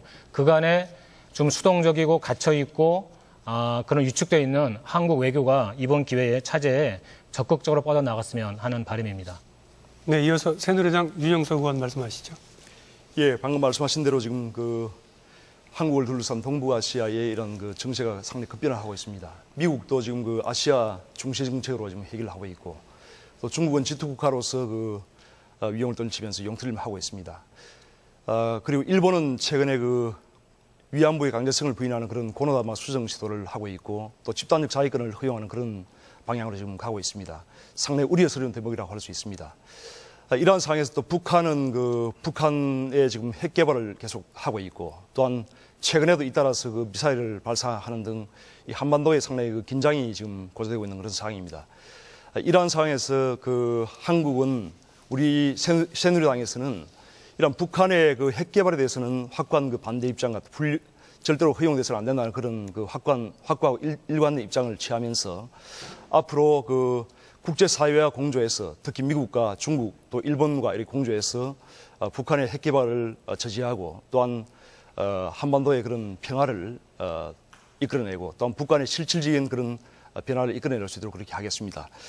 중국과의 관계가 앞으로 상당히 대한민국에서 상당히 중요합니다. 그래서 현재 대한민국의 대외 수출액에 있어서 중국이 차지하는 비중이 약 26%가 됩니다. 이것은 미국이나 또 유럽, 일본을 다 합친 수치도가 크기 때문에 현재 이미 중국은 상당히 경제적으로 한국의 가장 중요한 그런 파트너가 지금 되고 있습니다. 이러한 상황에서 최근에 시진핑 중국 국가주석이 북한보다 먼저 한국을 방문한 것은 상당히 큰 의미가 있다고 보고, 앞으로 중국과의 이러한 전략적 동맹관계를 심화하면서 또 한편으로 미국과는 저희가 전통적으로 우방관계로서 혈맹관계를 유지해왔습니다. 그래서 미국과의 그런 전략적 동맹관계도 심화 확대 발전시키면서 그러한 상황에서 우리가 이 동북아 정세를 풀어나가야 된다고 생각합니다.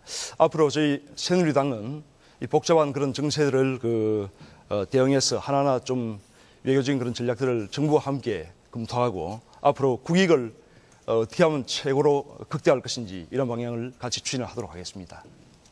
네, 이어서 새정치민주연합 박범계 의원 순서신데요. 지금 보실 수 있는 것처럼 박범계 의원께서는 다른 의원들보다 좀 발언 시간이 조금 남아 있습니다. 조금 짧게 말씀해 주시는 게 좋겠습니다. 짧게 대신 빨리 하겠습니다. 중국의 시진핑 주석이 왔습니다. 한국을 먼저 방문한 것은 좋은 일입니다. 박근혜 대통령 무난하게 정상회담을 잘 치렀습니다. 중국은 미국과 함께 G2로 세계 최고의 나라로 발전했습니다. 그것이 변수였습니다. 그런데 우리가 조금 미국에 서운한 부분이 있죠. 일본의 집단적 자위권에 대해서 미국이 동의를 해줬습니다. 서운합니다. 일본의 우경화를 용인하는 것 같습니다. 그것은 아마도 미국으로서 동북아시아에 있어서의 어떤 군사 공백을 일본으로 하여금 역할을 맡기려고 하는 그러한 의도가 아닌가 싶습니다. 그 점은 대단히 우려스럽습니다. 그러나 한미일, 적어도 우리가 일본과 경제적인 협력 관계라든지 그러한 역사적인 문제가 있습니다만은 그런 것을 도외시할 수 없습니다. 한미 동맹관계입니다. 일미 동맹관계입니다. 한미를 중심으로 하는 동북아 군사 전략을 흐트럼없이 해야 되는 필요성도 있습니다. 중국은 대단히 중요한 나라입니다. 이미 2,300억 불 이상의 교역량을 갖고 있습니다. 우리 윤영석 의원이 말씀하셨듯이 미국과 일본을 합쳐도 중국보다 못합니다.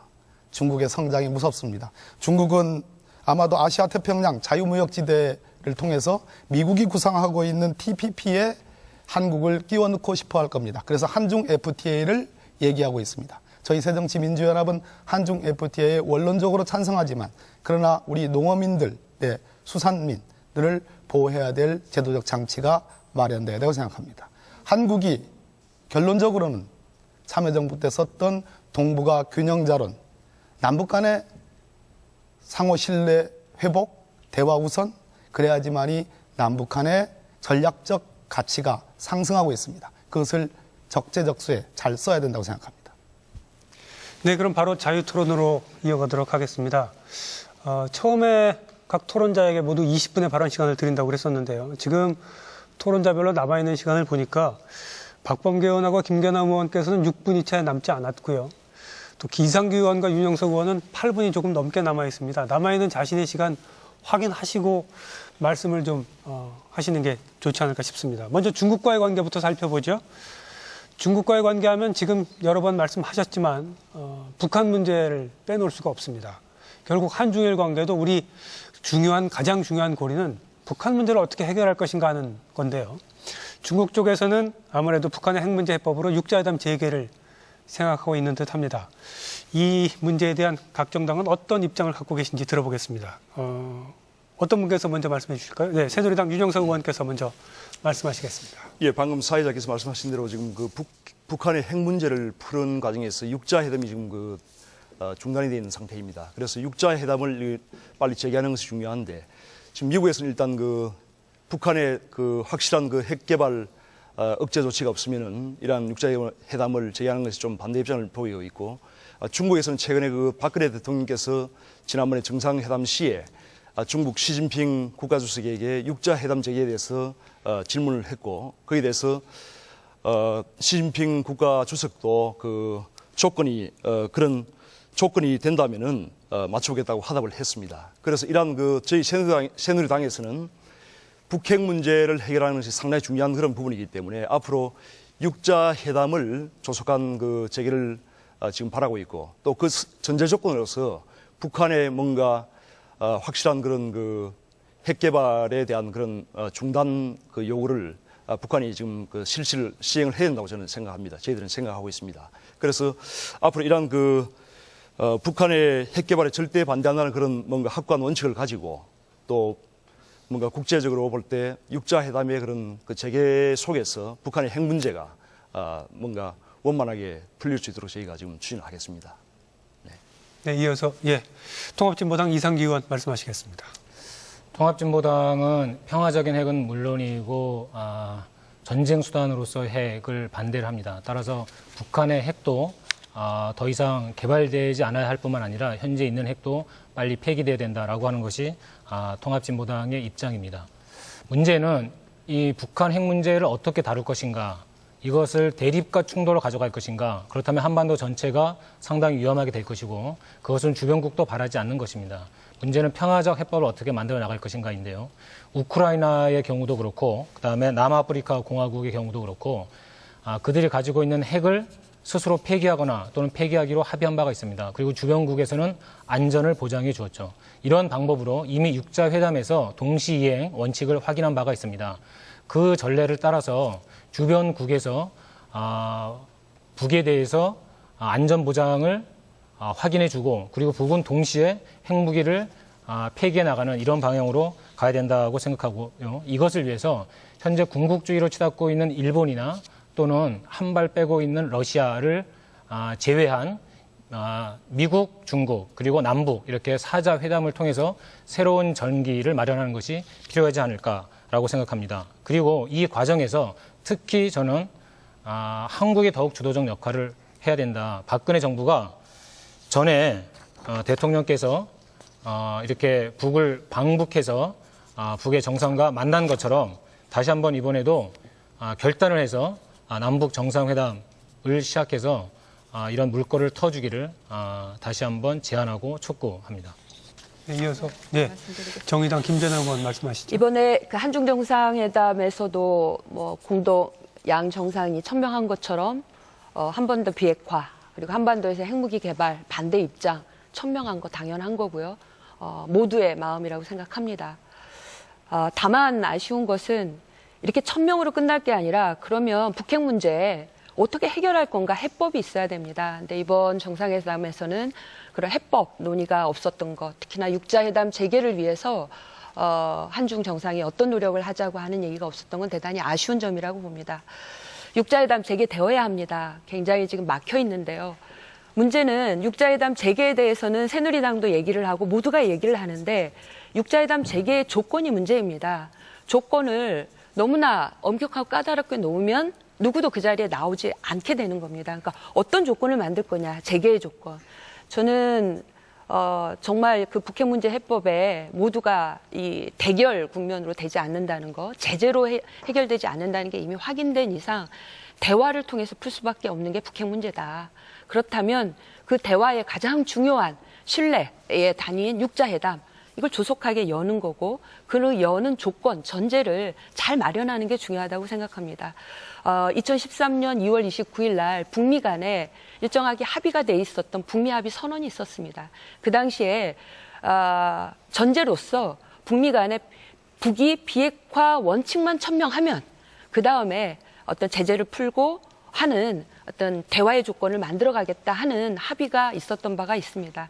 저는 우리 대통령께서 한국 정부가 먼저 육자회담의 선재개를 위해서 정말 전향적으로 조건을 좀 완화해서 비핵화 천명 그리고 동시에 육자회담을 재개해서 우리 또 한국에서는 북에 대해서 식량이나 경협을 재개하는 어떤 이런 그 원칙을 가지고 육자회담을 열 수 있는 조건을 만드는 일에 먼저 우리가 안을 내고 해법을 내는 그런 유능한 좀 외교 전략이 필요하다 이렇게 보겠습니다. 네, 새정치민주연합 박범계 의원 말씀하시겠습니까? 북핵과 육자회담에 대해서 정부의 인식과 새정치민주연합은 거의 같습니다. 동일하다고 보셔도 좋을 것 같습니다. 새정치민주연합은 북한 핵의 완전한 폐기를 요구합니다. 그 효율적인 수단으로 육자회담이 조속히 재개돼야 되고 공유돼야 된다는 인식을 하고 있습니다. 이번에 시진핑 주석과 박근혜 대통령께서 만나서 육자회담의 조속한 재개를 위한 조건 마련에 그러한 의견의 일치를 봤습니다. 무난한 합의고 좋은 합의라고 생각합니다. 문제는 육자회담이 시작되고 나름의 성과를 얻었던 것이 참여정부 때였습니다. 2003년에 육자회담이 시작이 됐습니다. 그리고 2005년 9월 19일 9.19 성명, 육자회담 당사국 모두의 성명으로 북한도 포함됩니다. 9.19 성명이 나왔습니다. 그 내용은 북한에게 폐기고 NPT와 그리고 IAEA, 즉 핵확산 금지 조약의 복귀, 그리고 국제원자력기구의 북한의 복귀입니다. 놀랄만한 성과입니다. 그것은 한국의 역할, 한국 정부의 역할을 중시한 속에서 나온 성과라고 생각합니다. 따라서 박근혜 정부, 한국도 우리 대한민국도 육자회담 속에서 적극적 역할을 모색할 때가 됐다. 동북아 균형자 역할을 할 때가 됐다는 측면을 말씀드립니다. 네, 이번에는 한일 관계에 대해서 얘기를 해보죠.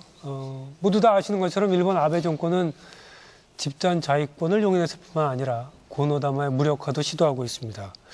냉각된 한일 관계가 풀릴 기미가 없는데요. 한일 관계 해법 어떤 것이 있을 수 있을까요? 어떤 분이 먼저 말씀해 주시겠습니까? 네, 새누리당 윤영석 의원께서 먼저 말씀하시겠습니까? 예. 우선 지금 한일 관계가 상당히 경색 국면에 있어서 상당히 저희들 답답한 그런 심정이고, 한일 관계를 빨리 복원해서 뭔가 어쨌든 간에 이웃나라입니다. 이웃나라이기 때문에 빨리 협력 관계를 구축해야겠다는 그런 생각을 합니다. 그런데 가장 문제는 지금 무심분립이라고 이 한일 관계의 신뢰가 지금 형성이 안 되어 있습니다. 그 신뢰가 무너진 이유는 모든 것이 일본의 책임이라고 저희들은 생각을 하고 있습니다. 첫 번째가 이 아베 정권 출범 이후에 야스쿠니 신사 참배라든지 또한 독도 영토 문제에 대해서도 계속적으로 일본이 왜곡된 그런 인식을 지금 국제사회에 퍼뜨리고 있습니다. 그 다음에 최근에 보다시피 위안부의 일본군의 강제성을 부인하는 그런 고노다마 수정 시도라든지 이러한 고노다마의 수정 시도는 고노 외상이 1993년에 이런 것을 만들었을 때 최근에 밝힌 바와 같이 한자도 뺄 것도 한자도 더할 것도 없다를 정도로 상당히 그 당시에 확실한 여러 가지 정원 속에서 만들어진 것입니다. 그래서 이러한 것을 수정하려는 시도는 굉장히 국제적으로 비판받아 마땅하고 또한 특히 최근에 일본 헌법 변경을 통해서 헌법 해석을 변경을 통해서 집단적 자위권을 허용한다는 것은 앞으로 일본이 군국주의 하에 그런 길로 가겠다는 것이나 다름없습니다. 이러한 것을 우리가 자시할 수 없는 것이고 절대로 우리가 이러한 것을 일본의 이러한 여러 가지 역사 왜곡이나 또한 시대착오적인 이러한 행위들을 절대 자시할 수 없다고 봅니다. 그래서 이러한 부분은 저희가 그 새누리당에서도 일본 국회나 또 일본 그 정부의 항의를 함과 동시에 국제사회 그 특히 고노다마 수준 관련해서는 인도네시아나 또 말레이시아 또 필리핀 등 위안부 피해국들과 함께 저희가 공조체제를 구축을 해야 되고 또 집단적 자위권 문제에 있어서 그 미국의 그런 입장이 좀 그 모호한 측면이 있지만은 앞으로 이러한 부분도 저희가 좀 강력히 항의를 하면서 뭔가 이런 것이 한일 관계뿐만 아니고 앞으로 그 동북아시아의 그런 질서나 평화에 상당히 큰 위협이 될 수 있는 부분이기 때문에 그러한 확고한 의지를 가지고 저희가 풀어가도록 하겠습니다.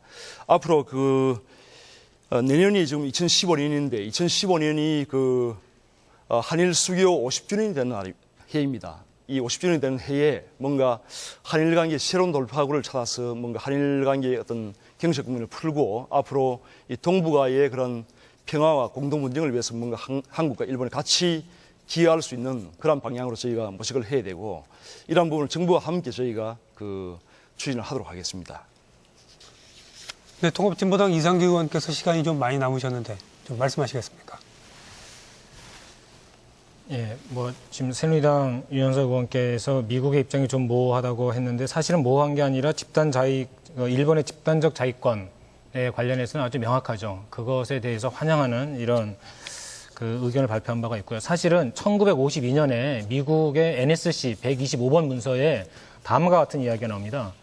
일본이 신속하게 자위 조치를 추진시켜 미국이 짊어지고 있는 방위 안전에 대한 책임을 경감시키자 미국은 일본이 재래식 무기로 재무장하는 것을 장려하고 지원해야 된다. 이미 1952년부터 미국은 줄기차게 일본으로 하여금 재무장과 집단적 자위권을 종용해 왔습니다. 그 결과가 지금 나타나고 있는 것이죠. 일본이 미국의 승인 없이 집단적 자위권을 마음대로 이렇게 변경할 수는 없는 것입니다. 따라서 일본이 최근 보여주고 있는 군국주의와 극우화에 미국이 함께 부안해동 또는 같이 나가는 것에 대해서 우리 정부는 강력하게 경고 메시지를 보내야 된다고 봅니다.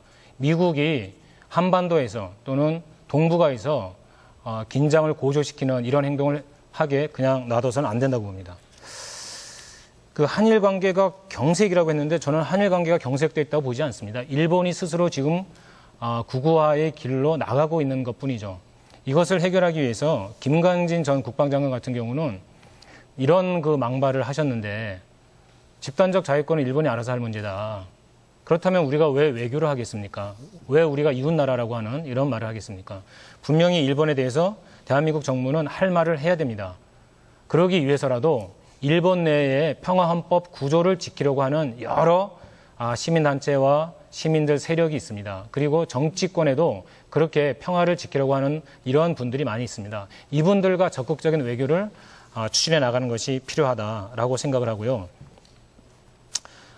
일본의 지금 막 나가는 이러한 문제를 해결하기 위해서는 미국과 그리고 중국과 대한민국이 중심이 돼서 양 강국을 전부 다 관리해 나가는 이런 정책으로 그렇게 주동적이고 그리고 적극적인 이런 자세로 전환을 무엇보다 촉구합니다.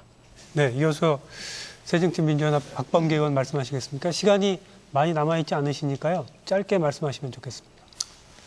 오늘 아베 수상이 호주를 방문한다고 합니다. 군사적 목적의 방문입니다. 일본 자위대가 호주에서 일정한 역할을 할 수 있다는 참으로 있을 수 없고 개탄스러운 일들이 벌어지고 있습니다. 집단 자위권의 문제, 그것은 일본이 개별적 자위권을 행사하는 게 아니고 일본의 동맹국이 적의 침략을 받을 때 일본 군대가 개입할 수 있는 근거입니다. 한국 내에 주한미군이 많이 있습니다. 전술무기, 전략무기들도 많이 있습니다. 북한이나 다른 제3국에 의해서 침공이 있을 때 일본은 집단적 자위권 이 해석 변경으로 한반도에 일본의 군대를 파견할 수 있다는 끔찍한 상상을 차마 상상으로도 하기 싫은 일들입니다. 근데 참으로 딜레마입니다. 정부가 어렵다고 생각합니다. 이해하고 있습니다. 한미일의 오래된 전략적 관계를 버릴 수도 없는 노릇입니다. 중국은 부상하고 있습니다. 일본이 참 꾀가 많지요. 한중 정상회담을 하는 그날 북한의 납북자 문제로 북한에 대한 제재 조치의 상당 부분을 해제했습니다. 얄밉죠. 그러나 그렇다고 해서 강론은 엄정하게 대처해야 돼. 총론은 지속적인 유지를 해야 됩니다. 한일 양국 간의 상시적인 대화 채널을 열어놔야 됩니다. 그리고 이명박 대통령처럼 무슨 일이 있다고 그래서 일본이 독도 문제를 국제사법재판소로 가져간다고 그래서 국민한테 보여주기 쇼처럼 독도를 방문하는 이러한 우매한 행위를 해서는 안 됩니다. 묵직하되 중심을 지키고 일본의 양심 세력에 호소하는 그러한 일이 필요하다고 생각합니다. 정의당 김재남 의원도 짧게 말씀하시는 게 말씀드립니다. 좋겠습니다. 말씀하시죠.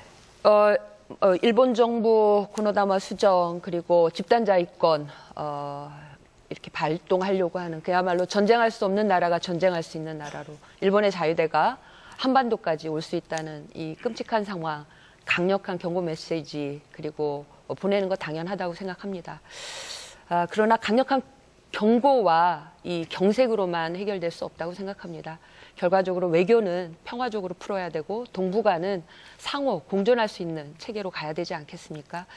중일 간의 이 갈등 점점 심각해질 겁니다.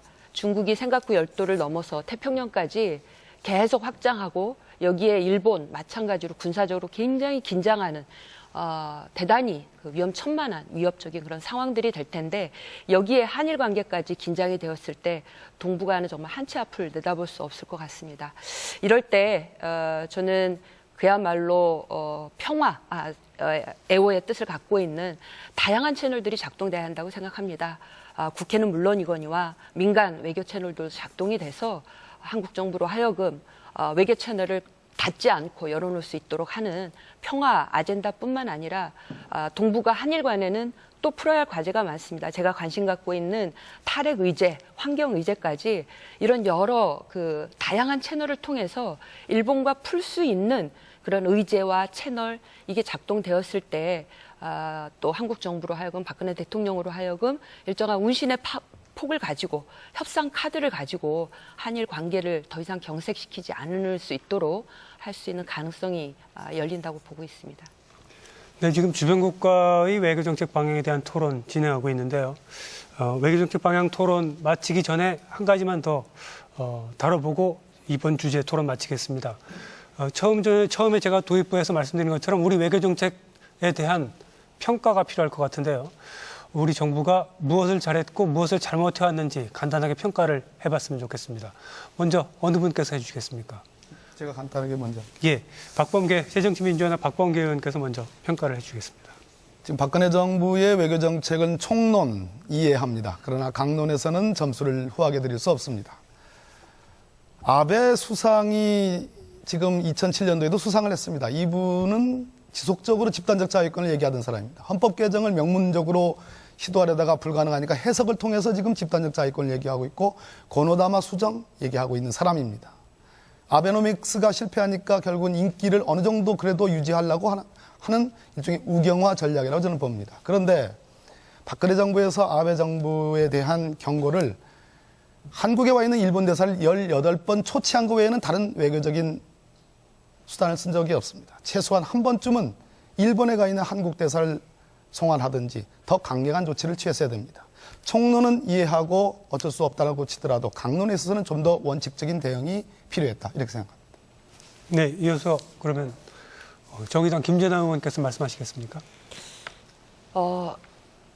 지금까지 박근혜 대통령, 박근혜 정부 외교 대단히 초라한 성적이다 말씀드렸고요. 말이 아닌 행동이 필요합니다. 외교에 있어서는 정부의 유능함을 국민들은 보고 싶습니다. 말의 화려함이 아니죠. 유능함을 가지려면 경색되어 있는 남북관계, 또 한일관계, 또 한중관계에 있어서 해법을 가지고 그걸 적극적으로 풀어나가는 그래서 결국은 국민들에게 국익과 실리를 안겨주는 그런 실리 외교에 성적표를 내야 된다고 생각합니다. 더 나아가서 저는 동북아 평화 그리고 안정에 있어서 우리는 대결적 자세를 내려놓고 균형자 역할 그리고 동북아 평화는 한반도로부터 그리고 또 한국이 주도적인 역할을 할 수 있도록 하는 그런 능력을 키우기 위한 외교 역량 바뀌어야 된다고 생각합니다. 지금 청와대가 갖고 있는 국가안보실, 국방안보, 군인 출신의 외교, 안보 모든 걸 담고 있습니다. 이런 무능한 역량으로는 지금의 이런 난맥상들 풀어가기 어렵다고 보고 있기 때문에 외교 역량을 키우기 위해서는 대통령의 철학은 물론이거니와 그런 유능한 인재부터 바꿔나가는 그런 노력이 무엇보다 중요하다고 봅니다.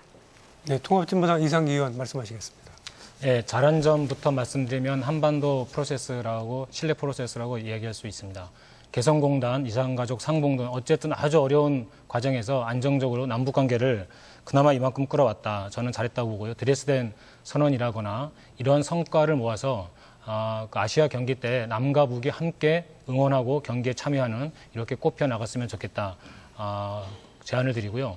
잘못한 점은 가장 큰 것이 바로 이제 일본 집단적 자위권을 막지 못했다는 거죠.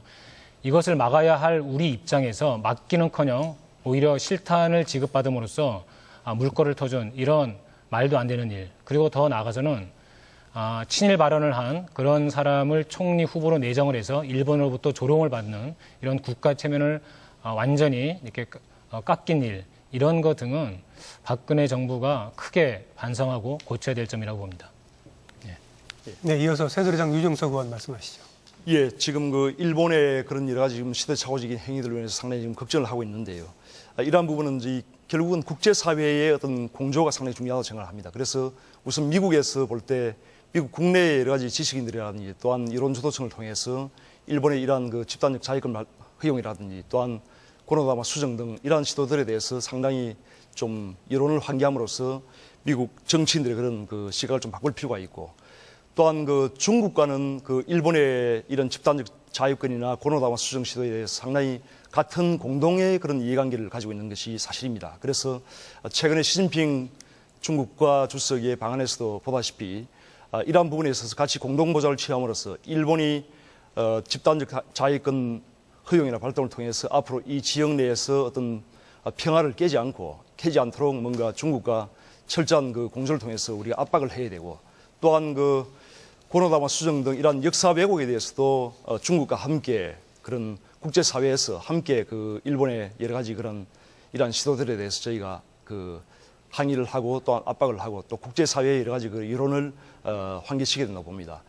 그 외에 그 유엔이라든지 이런 부분도 저희가 유엔 인권이사회라든지 이런 부분에도 제소를 해서 이러한 시도들에 대해서 같이 항의를 해야 되고, 앞으로 상당히 이러한 부분이 그 굉장히 좀 불안한 그런 측면이 있습니다만은 저희가 일단은 그 일본의 그러한 부분에 대해서는 앞서 말씀드린 대로 미국과의 그런 전통적인 혈맹관계 그리고 전략적인 동맹관계를 더욱 굳건히 하고 심화함으로써 일본의 이러한 움직임을 차단하고, 또한 중국과 새롭게 이 동북아의 그 새로운 강자로 떠오르는 이 중국과는 그 뭔가 새로운 전략적 동반자 관계를 심화 발전시킴으로써 앞으로 일본의 이러한 그 시대착오적인 행위에 대해서 뭔가 차단하고 계속적으로 그 이런 것을 국제사회에서 같이 공조를 해야 된다고 봅니다.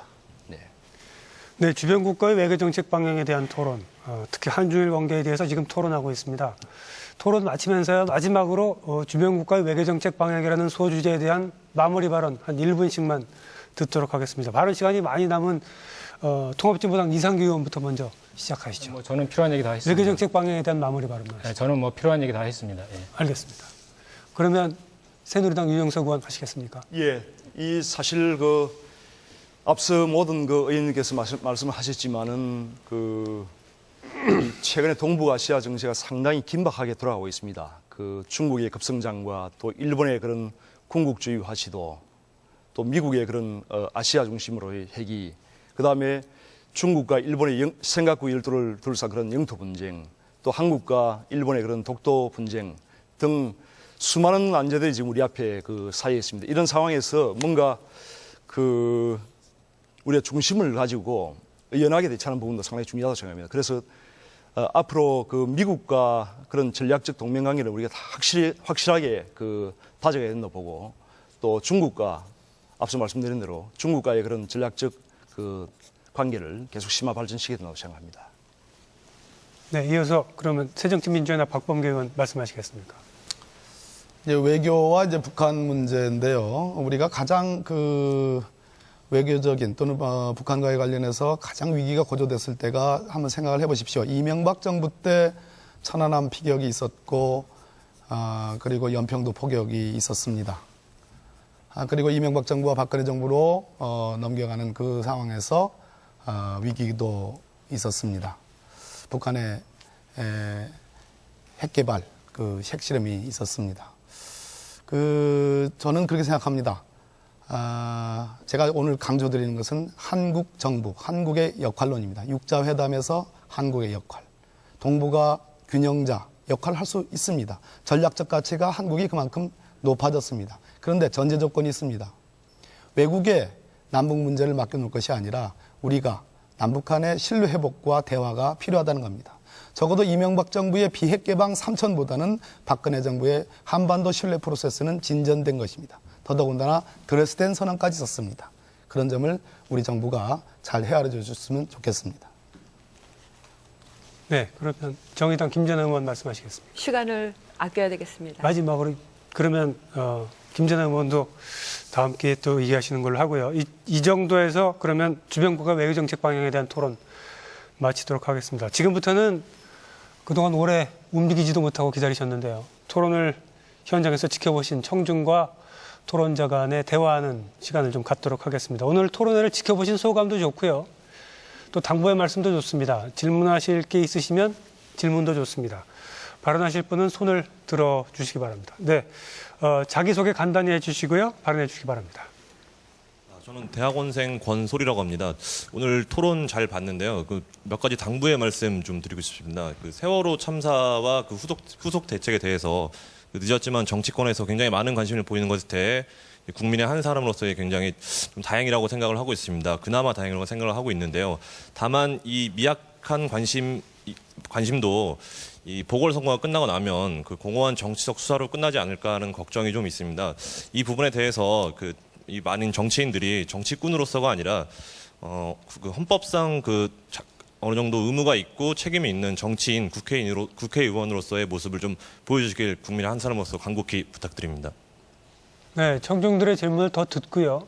토론자의 답변은 나중에 몰아서 하도록 하겠습니다. 또 발언하실 분 있으면 손을 들어 주시기 바랍니다. 예, 자기소개 간단히 해주시고요. 발언해 주시기 바랍니다. 예, 대학생 황동진입니다. 저는 오늘 네 분의 말씀 잘 들었습니다. 저는 오늘 한 가지 질문을 좀 드리고 싶은데요. 이제 지금 우리나라 전반적으로 있는 어떤 정치 불신, 특히 저희 젊은 세대들의 만연해 있는 그런 것에 대해서 원인을 한번 생각을 해봤습니다. 제 개인적으로 생각하기에는 방금 이제 오늘 다루신 세월호 문제라든지 뭐 총리 인사 문제라든지 이런 문제들을 대하는 데 있어서 이상규 통진당 의원께서 말씀하셨듯이 여야 간의 합의가 많이 필요하지 않습니까? 그런데 아마 이제 야당에서 이제 조금 여당에 대해 불만을 가지시는 것은 어떤 여당의 좀 독단적인 모습들을 보이는 게 아닌가 때로는 또 여당에서는 때로는 야당에서 너무 이제 협조를 해주지 않는다 이를 추진하는 데 있어서 좀 기다려주고 믿는 자세들도 필요할 것 같은데 이런 것들이 있는 것 같습니다. 교과서에서도 물론 대화와 타협, 뭐 합의가 중요하다고 많이 가르쳐 주시지만 그것에 대해서는 어떤 충분한 만족이라든지 어떤 구체적인 방법들에 대해서는 잘 얘기가 되지 않는 것 같습니다. 이런 것에 대해서 얘기를 좀 듣고 싶습니다. 네, 또 질문 있으신 분 손들을 들어주시기 바랍니다. 네, 자기소개 하시고 말씀해 주시기 바랍니다. 직장인 박신혜입니다. 토론을 들으면서 좀 한 가지 우려가 됐던 게 이제 온 국민이 슬퍼한 국가적 재난 앞에서도 사실 이렇게 싸우시다가 결국 시간이 지나면 아무것도 아닌 일처럼 되어버릴까봐 유야무야 되어버릴까봐 좀 걱정이 됩니다. 그래서 처리해야 할 것부터 단계적으로 처리를 하시고 아까 사회자분께서도 말씀하셨듯이 김영란법 같은 경우는 3년 전부터 거론이 됐던 거잖아요. 근데 이제 재발 방지책을 위해서는 반드시 이제 처리가 되어야 할 부분이고 많은 국민들이 동감을 하는 부분인데 처리가 안 되고 계속해서 이제 싸우시다가 끝날까봐 좀 우려가 됩니다. 그리고 이제 소 잃고 외양간 고치는 것이 아니라 앞으로 이런 대형 참사가 일어나지 않도록 재발 방지책도 힘써 주셨으면 좋겠습니다. 네, 싸우다가 끝날까봐 걱정이 된다는 말씀을 하셨습니다. 또 말씀하실 게 있으신 분은 네, 말씀하십시오. 자기소개 하시고요. 네, 저는 대학생 권순민입니다. 저 오늘 토론 정말 잘 들었는데요. 저는 아쉬운 점이 조금 더 크게 남는 것 같습니다. 왜냐하면 지금까지 해주신 발언들이 사실 오늘 이 자리에서 처음 나온 발언들이 아니기 때문인데요. 이렇게 된 데 책임은 일단 가장 정부나 여당에 있다고 생각을 합니다.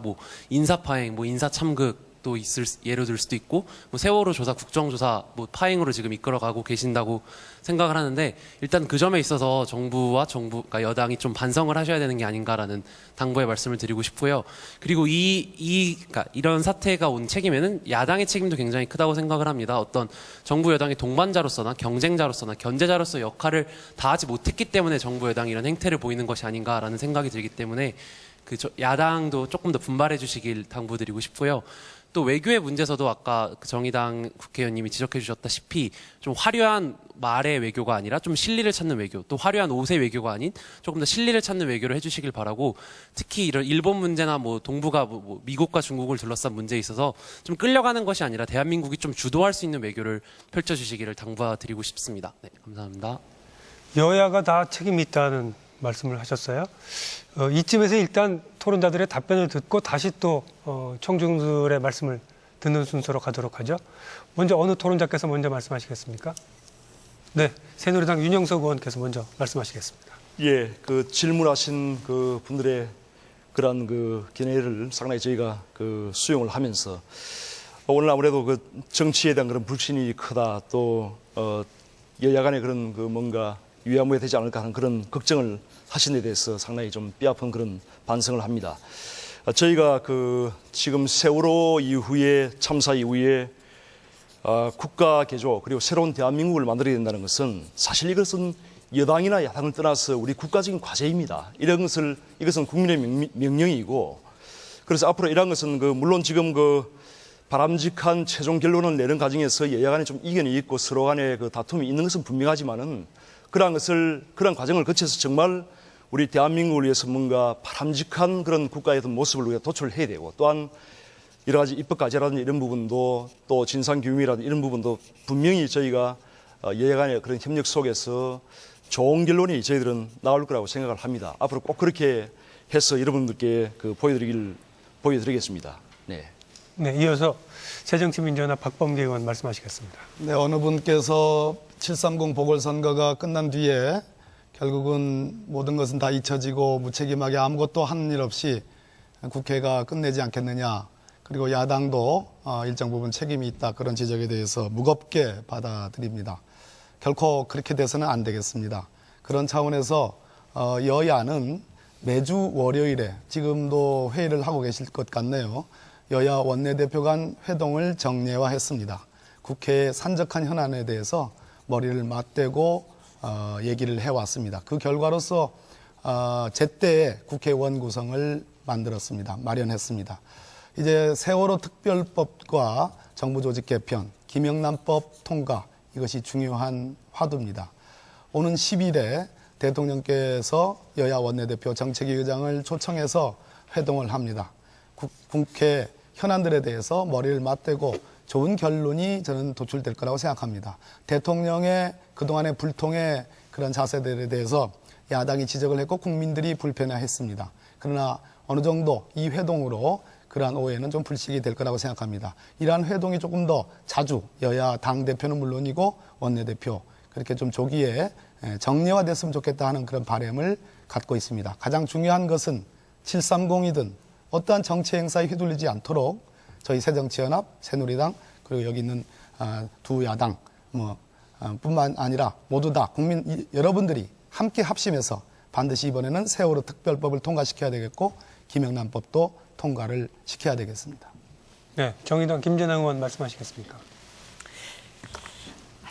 싸우는 모습으로만 보여줘서 국민들께 죄송한 마음이고, 또 야당으로서도 이런 세월호 침몰과 같은 사태가 일어나도록 한 책임 통감하고 있습니다. 싸우되 잘 싸워야 될 것 같습니다. 왜냐하면 싸움 속에서 충분하게 지혜가 나오고 또 토론이 격렬하게 일어나는 가운데 그걸 잘 해결하면, 잘 합의하면 오히려 더 큰 지혜가 나오기 때문에 국민들께서 싸우되 좀 잘 싸워라 라고 좀 응원해 주시면 좋겠습니다. 저는 최근에 그 대통령께 드리는 국민의 고언이 너무 대통령께서 혼자 다 하시지 마라라는 고언이라고 생각합니다. 대통령의 일방독주식 그런 국정 운영이 아니라 손잡고 가자. 대통령뿐만 아니라 지혜와 의견을 낼 수 있는 많은 국민이 있고 여당이 있고 야당이 있고 함께 가자라고 하는 요구가 굉장히 큰 것 같습니다. 저는 우리 사회가 세월호 대책도 그렇고 정부가 내놓은 정부 조직 혁신안, 정부 조직 개편안도 그렇고 대통령 말 한마디로 뚝딱 만들어지는 게 아니라 대통령께서 물으시면 좋겠습니다. 국민들께 묻고 우리 국회에도 묻고 심지어 저 밑에서 일하고 있는 소방관들에게도 물어서 어떻게 하면 가장 안전한, 재난에 안전한 대한민국을 만드는 정부 조직을 만들 거냐 이렇게 물으셔야 된다고 생각합니다. 그래서 충분히 토론하고 사회적으로 합의하는 대한민국의 멋, 품격 이런 게 살아나는 국정 운영이 되었을 때 비로소 국민들이 정말 안심하고 안전하고 또 행복한 그런 대한민국으로 갈 수 있다고 생각하고요. 그렇게 하기 위해서 정의당, 야당으로서 또 열심히 한몫하도록 국민들 목소리 경청하겠습니다. 네, 통합진보당 이상기 의원께서 말씀하시겠습니다. 예, 책임 있는 모습 그리고 여야가 함께 힘을 모아서 하라라고 하는 그 당부의 말씀 잘 받들겠습니다. 아까도 말씀드렸지만 말로만 하지 않고 행동을 하겠습니다. 세월호 특별법 이미 발의를 했고요. 지금 희생자 유족들과 함께 진상규명 활동에 나서고 있으며 천만인 서명운동도 전국 각지에서 같이 하고 있습니다. 저는 매주 진도 팽목항에 내려가고 있습니다. 실종자 가족들을 만나서 그분들의 고충이 무엇인지, 해결해야 될 과제가 무엇인지, 해경도, 해군도, 해수부 장관도 만나서 필요한 그러한 조언과 또 필요하면 압박도 하고 있습니다. 사실 지난주에도 팽목항을 갔다 와서 너무나 가슴이 쓰립니다. 태풍이 온다고 그 가족들의 마음이 그냥 가라앉는 게 아니라 수색을 못하고 있으니 얼마나 더 안타깝겠습니까? 저희들 모두가 죄인의 심정이고 정말 석고대죄해야 한다고 봅니다. 그런 마음으로 오늘 지금 청중들, 우리 국민들 하신 말씀 하나하나 다 새겨서 김영란법이 되든 세월호 특별법이 되든 그리고 대한민국이 좀 제대로 굴러가게 그렇게 하는 일에 진보당도 야당으로서 비판과 견제의 목소리와 함께 정부에 대해서 협조할 것은 협조하면서 해나가겠습니다. 네, 방청객들 말씀 조금만 더 듣죠. 발언하실 분 있으면 손을 들어주시기 바랍니다. 네, 말씀하십시오. 자기소개하고 발언해 주시기 바랍니다. 네, 저는 대학생 김광일입니다. 저는 오늘 각 정당을 대표해서 나오신 네 분의 국회의원분들께 질문을 좀 드리고 싶습니다. 오늘 아까 잠깐 언급되었었는데요. 세월호 유가족 대책위원회 분들의 요구사항은 간명합니다. 수사권과 기소권을 가진 독립적인 진상규명위원회를 만들자는 것입니다. 이에 대해서 각 정당은 이게 가능하다고 보시는지 그리고 당 내에서는 어떤 논의들이 이루어지고 있는지 분명하게 밝혀주시길 바랍니다. 네, 또 질문하시고 싶은 일어나서 자기소개하고 말씀해 주십시오. 예, 안녕하세요. 주부 최영란입니다. 토론 잘 들었습니다. 세월호 사건 같은 경우에는 총체적 부실 때문에 생긴 문제라고 볼 수가 있는데요. 이러한 문제가 어떤 정당의 문제가 아니라 전반적으로 우리 사회의 전반적인 문제라고 볼 수가 있습니다. 이러한 문제들이 빨리 조속한 법이 마련이 돼가지고 처리가 되었으면 좋겠는데 특히 김영란 법과 같은 경우에는 어떻습니까? 아까 말씀하셨다시피 2012년도인가 그때 법이 입법이 되었다 법안이 나왔다고 얘기가 나왔었는데 하지만 지금까지도 그 법이 통과되지 않고 있습니다. 이러한 법안들이 아주 중요한 거잖아요. 이러한 법안들은 탄력적으로 빨리 이루어져서 법안이 통과되었을 때 어떤 일이 신속하게 처리가 될 거라고 볼 수가 있는데 이런 법안들이 안 되는 것이 국민들의 입장에서 정말 너무나 답답하고 문제가 많다고 볼 수 있습니다.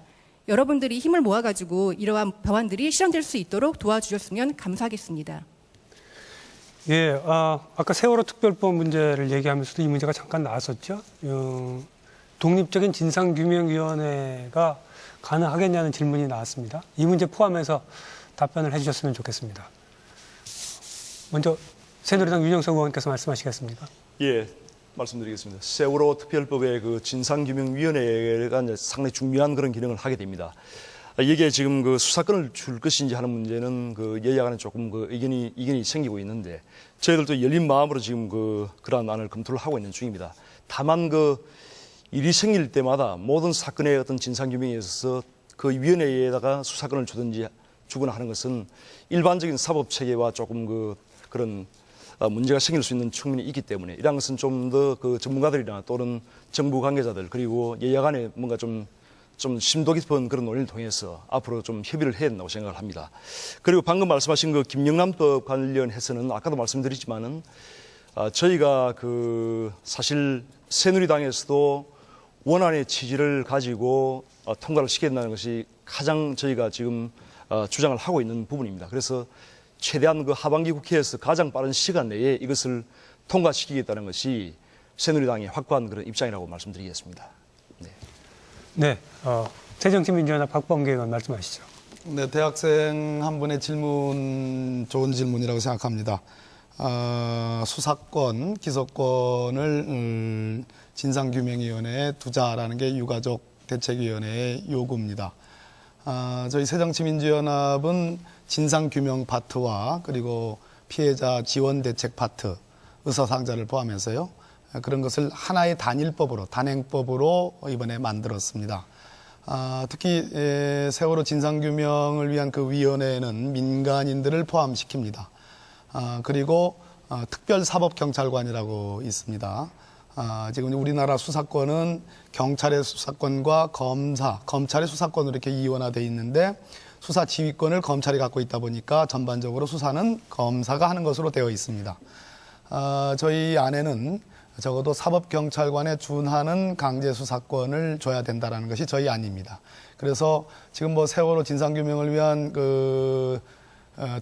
특별조사위원회가 가동 중입니다만은 사실상 증인의 출석을 강제하지 못합니다. 오늘 MBC 관계자들이 출석하지 않습니다. 이 점에 대해서 문제가 있죠. 그리고 자료 제출 요구도 역시 강제할 수가 없습니다. 그래서 사실상 유명무실화되는 흐름이 있습니다. 그렇기 때문에 저희들은 강제수사권을 세월호 특별법 진상규명위원회에 둬야 된다 이렇게 요구를 하고 있고 거기서 수사를 해서 문제가 있으면 검찰에 고발하는 그러한 경로를 담고 있다 이 말씀드리고 김영란법은 아까도 말씀드렸듯이 가능한 한 원안을 손을 대지 않는 범위 내에서 원안에 가깝게 통과가 돼야 된다라고 생각합니다.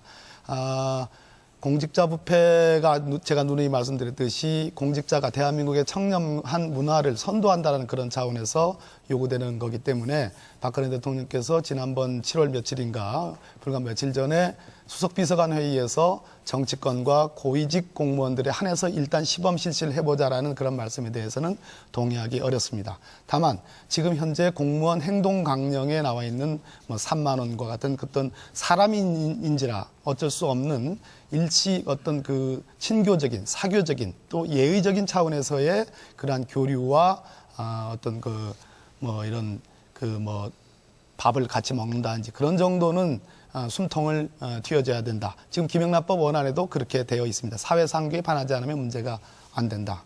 조금 더 내용상의 추상적인 부분이 있는데 그 부분은 손질을 좀 해야 되지 않을까. 그래서 반드시 김영란법은 이번 국회에 통과가 돼야 된다고 생각합니다. 네, 정의당 김재남 의원 말씀하시죠. 정의당이 발의한 세월호 특별법은 말씀드렸는데요. 진상조사위원회가 성역 없는 조사권 갖는 것입니다.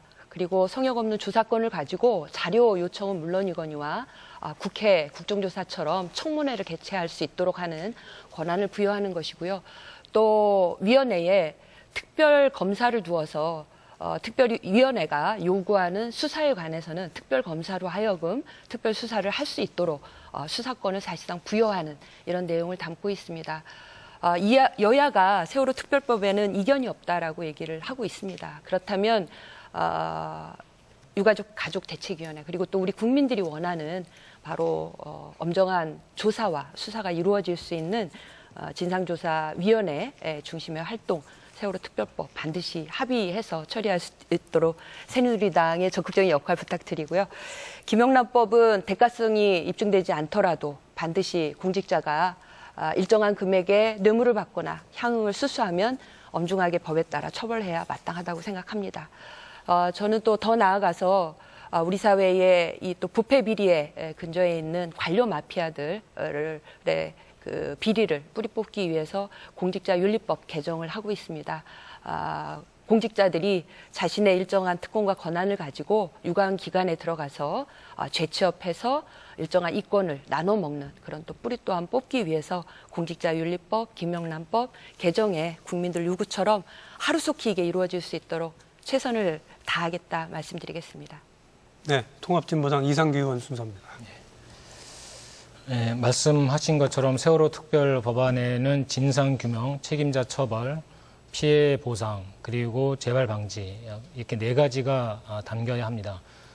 저희들은 가족들과 상의를 해서 이렇게 법안을 마련해서 당연히 독립적 지위를 갖는 진상조사위원회가 수사권을 갖고 여기에는 민간 전문가뿐만 아니라 검찰과 경찰 그리고 가족들까지도 전부 다 참여할 수 있도록 그렇게 했습니다. 기한도 1년을 기본으로 하되 연장할 수 있도록 그렇게 했고요.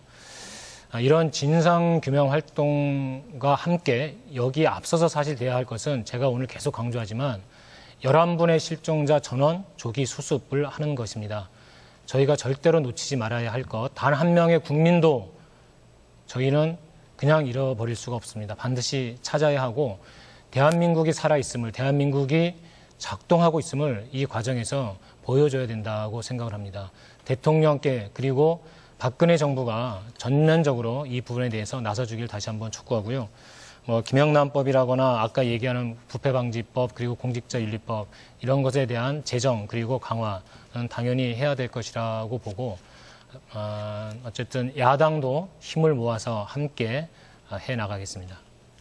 네, 수고하셨습니다. 어느덧 주어진 토론 시간이 다 돼가고 있습니다. 이제 마지막으로요. 지금까지 토론을 하시면서 못다 하신 말씀이 있으시면 마무리 발언 하실 수 있도록 시간을 드립니다. 매진말 시간 2분씩입니다. 통합진보당 이상규 의원부터 시작하겠습니다. 저는 아까 시간이 많이 남았으니까 좀 시간을 더 어떻게 주시는 건가요? 조금 더 말씀하십시오. 너무 많이 드릴 수는 없고요. 조금만 더 말씀해 주십시오. 수많은 말이 뭐가 필요가 있겠습니까? 저는 지금 필요한 것은 잊지 않는다고 하는 것, 그리고 이것을 실천으로, 행동으로 옮기는 것이라고 생각을 합니다. 저 태풍을 멈추고 싶습니다. 지금 당장 잠수사들이 사고 해역에 다시 잠수를 해서 우리 실종자들 찾는 일을 하게 하고 싶습니다. 그것이 가장 중요한 것이 아닌가라는 생각을 합니다. 이 앞에 여야도 필요 없고 정쟁도 필요가 없습니다. 다시 한번 실종자 가족들에게 그리고 희생자 가족들에게 죄송하다고 잘못하다는 말씀을 드리겠습니다. 정말 저희가 죽을 죄를 지었습니다. 저희 정치인들, 그다음에 정부 인사, 기업가들 이 모든 사람이 이렇게 잘못을 저질렀습니다. 이것을 바로 잡겠습니다. 국민과 함께 해 나가겠습니다.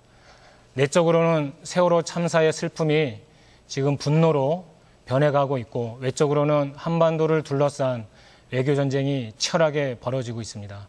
제대로 된 대한민국, 꿋꿋한 대한민국이 될 수 있도록 통합진보당, 정당 해산, 내란 음모 이런 여러 가지 딱지가 붙어 있지만 여기에 굴하지 않고 당당하게 국민들 곁에서 함께 이 난제 풀어 나가겠습니다. 지켜봐 주십시오. 함께 해 주십시오. 감사합니다. 네, 수고하셨습니다. 이어서 새누리당 윤영석 의원 말씀하시죠. 예. 세월호의 그 참상을 어찌 우리가 잊어줄 수 있겠습니까? 세월호를 통해서 우리가 큰 교훈을 가슴에 새기고 다시 한번 대한민국이 도약할 수 있는 그런 계기를 만들어야 되겠습니다. 이 자리를 빌려서 다시 한번 참회의 그런 반성과 사죄의 말씀을 드리면서 저희 새누리당은 다시는 이러한 일이 반복되지 않도록 하는 근본적인 대책을 마련하도록 했습니다. 그래서 재난안전 시스템을 저희가 획기적으로 개선하기 위해서 야당과 함께 정부조직법을 협력해서 개정을 하고 또한 이권단체의 깊숙이 개입을 해서 본연의 감독과 규제 기능을 소홀히 하고 있는 그런 관피한 문제, 또한 전문성과 윤리성을 겸비한 다양한 그런 인재들이 공직사회에 들어와서 우리 국가를 위해서 기여할 수 있도록 하는 그런 공직 인사 시스템을 획기적으로 정비하는 부분 등 이런 세월호의 이런 교훈을 통해서 우리가 얻을 수 있는 그런 부분을 통해서 국가 개조를 위해서 힘차게 앞으로 나가겠습니다. 그리고 주변 국가의 그런 외교 정책 방향에 대한 새누리당의 일관된 입장은 앞서 말씀드린 대로 튼튼한 그런 국력과 안보력을 키워야 됩니다. 이러한 그 국력을 바탕으로 해서 북한의 핵 문제가 우리 지금 동북아시아 또 한반도의 미래 또 우리 민족의 미래에도 상당히 중요한 그런 굉장히 악영향을 주는 그런 부분이기 때문에 반드시 이런 부분을 해결해야겠다는 그런 의지를 가지고 있고 또한 북한의 여러 가지 도발에 대해서도 강력하게 우리가 대응을 하면서 주변국들과 함께 우리 대한민국의 국익을 지켜나가고 또한 일본의 그런 역사 인식 왜곡이라든지 시대착오적인 행위에 대해서도 앞으로 국제적인 공조를 통해서 함께 우리가 대응을 해야 된다고 생각을 합니다. 오늘 수고하신 의원님들 감사드리고 또 함께하신 그 청중들 그리고 모두 감사드리면서 끝까지 시청해주신 국민 여러분께 감사의 말씀을 드립니다. 네, 이어서 새정치민주연합 박범계 의원 말씀하시죠. 네, 장시간 동안 잘 보셨는지 모르겠습니다. 대통령께서 4.16 세월호 참사가 있고 나서 5월 19일 대국민 담화를 하셨습니다. 눈물도 흘리셨습니다. 그때 제가 느낀 소감은 대통령의 눈물은 역시 국민들에게 많은 영향을 미치겠구나 하는 생각을 가져봤습니다. 그런데 다시 정호원 총리였습니다. 그 점은 대단히 유감스럽고 실망스러운 조치입니다. 직접 언급하셨던 한국선급과 해운조합, 전직 이사장 회장들이 구속됐습니다. 그러나 그 혐의는 세월호 침몰의 원인과 거의 무관합니다. 개인 비리의 문제입니다. 진도 VTS 2명의 직원이 구속됐습니다. 역시 관제 시스템을 제대로 하지 않았다. 그런 혐의가 아닙니다. 장부에 자기가 허위 내용을 적었다는 내용들입니다. 대통령이 지적하신 그 본질의 수사가 따라가지 못하고 있다는 겁니다. 그럼 무엇이냐? 세월호 참사의 원인과 책임이 다른 데 있을 수도 있다는 겁니다. 아니면 적당히 수사하는 것일까요? 검찰이 적당히 수사하는 것일까요? 유병헌은 어떻게 됐습니까? 군대도 동원했고 반상회도 했습니다. 못 잡고 있는 겁니까? 안 잡고 있는 겁니까? 모든 책임을 국민에게로 돌릴 수는 없습니다. 모든 책임을 공직자에게로 돌릴 수만도 없습니다. 우리 모두가 죄인입니다. 우리 모두가 책임지는 자세. 특히 대통령은 국민이 뽑은 직선제 대통령이기 때문에 무한 책임과 무한 권한을 갖고 있습니다. 그 점에 대해서 박근혜 대통령께서 먼저 나부터 솔선수범한다라는 그러한 의지로 국민과 소통하고 야당과 소통하는 그러한 대통령으로 변해주시기를 바람하지 않습니다. 감사합니다. 네, 이어서 정의당 김재나 의원 말씀하시죠.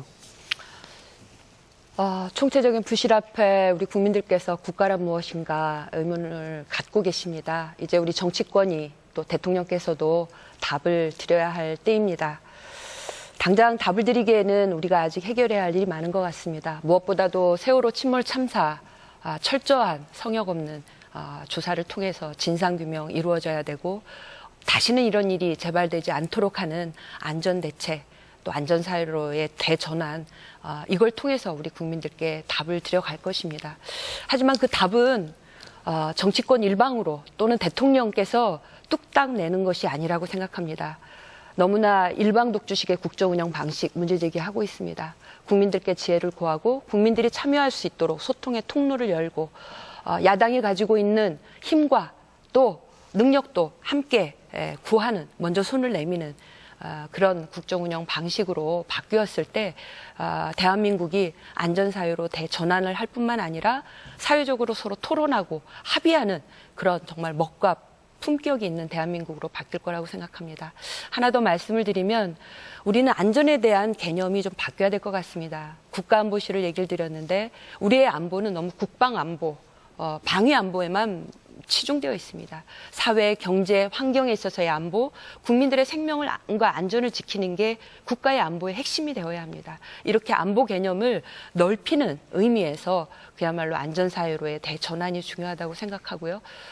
저는 이런 의미에서 많은 국민들께서 요즘 세월호 참사와 같은 일로 우려하고 있는 일이 우리 아이들의 미래를 위협하고 있는 노후한 원자력 발전소를 지목하고 있습니다. 고리 1호기, 월성 1호기와 같이 수명이 다 됐는데도 불구하고 연장해서 운영하고 있는 이 핵발전소 폐쇄하는 일도 우리 국가가, 정부가 나서서 해야 할 일이고, 정의당이 노후 원전 폐쇄를 통해서 국민들에게 생명 안전 지키는 일 앞장서도록 하겠습니다.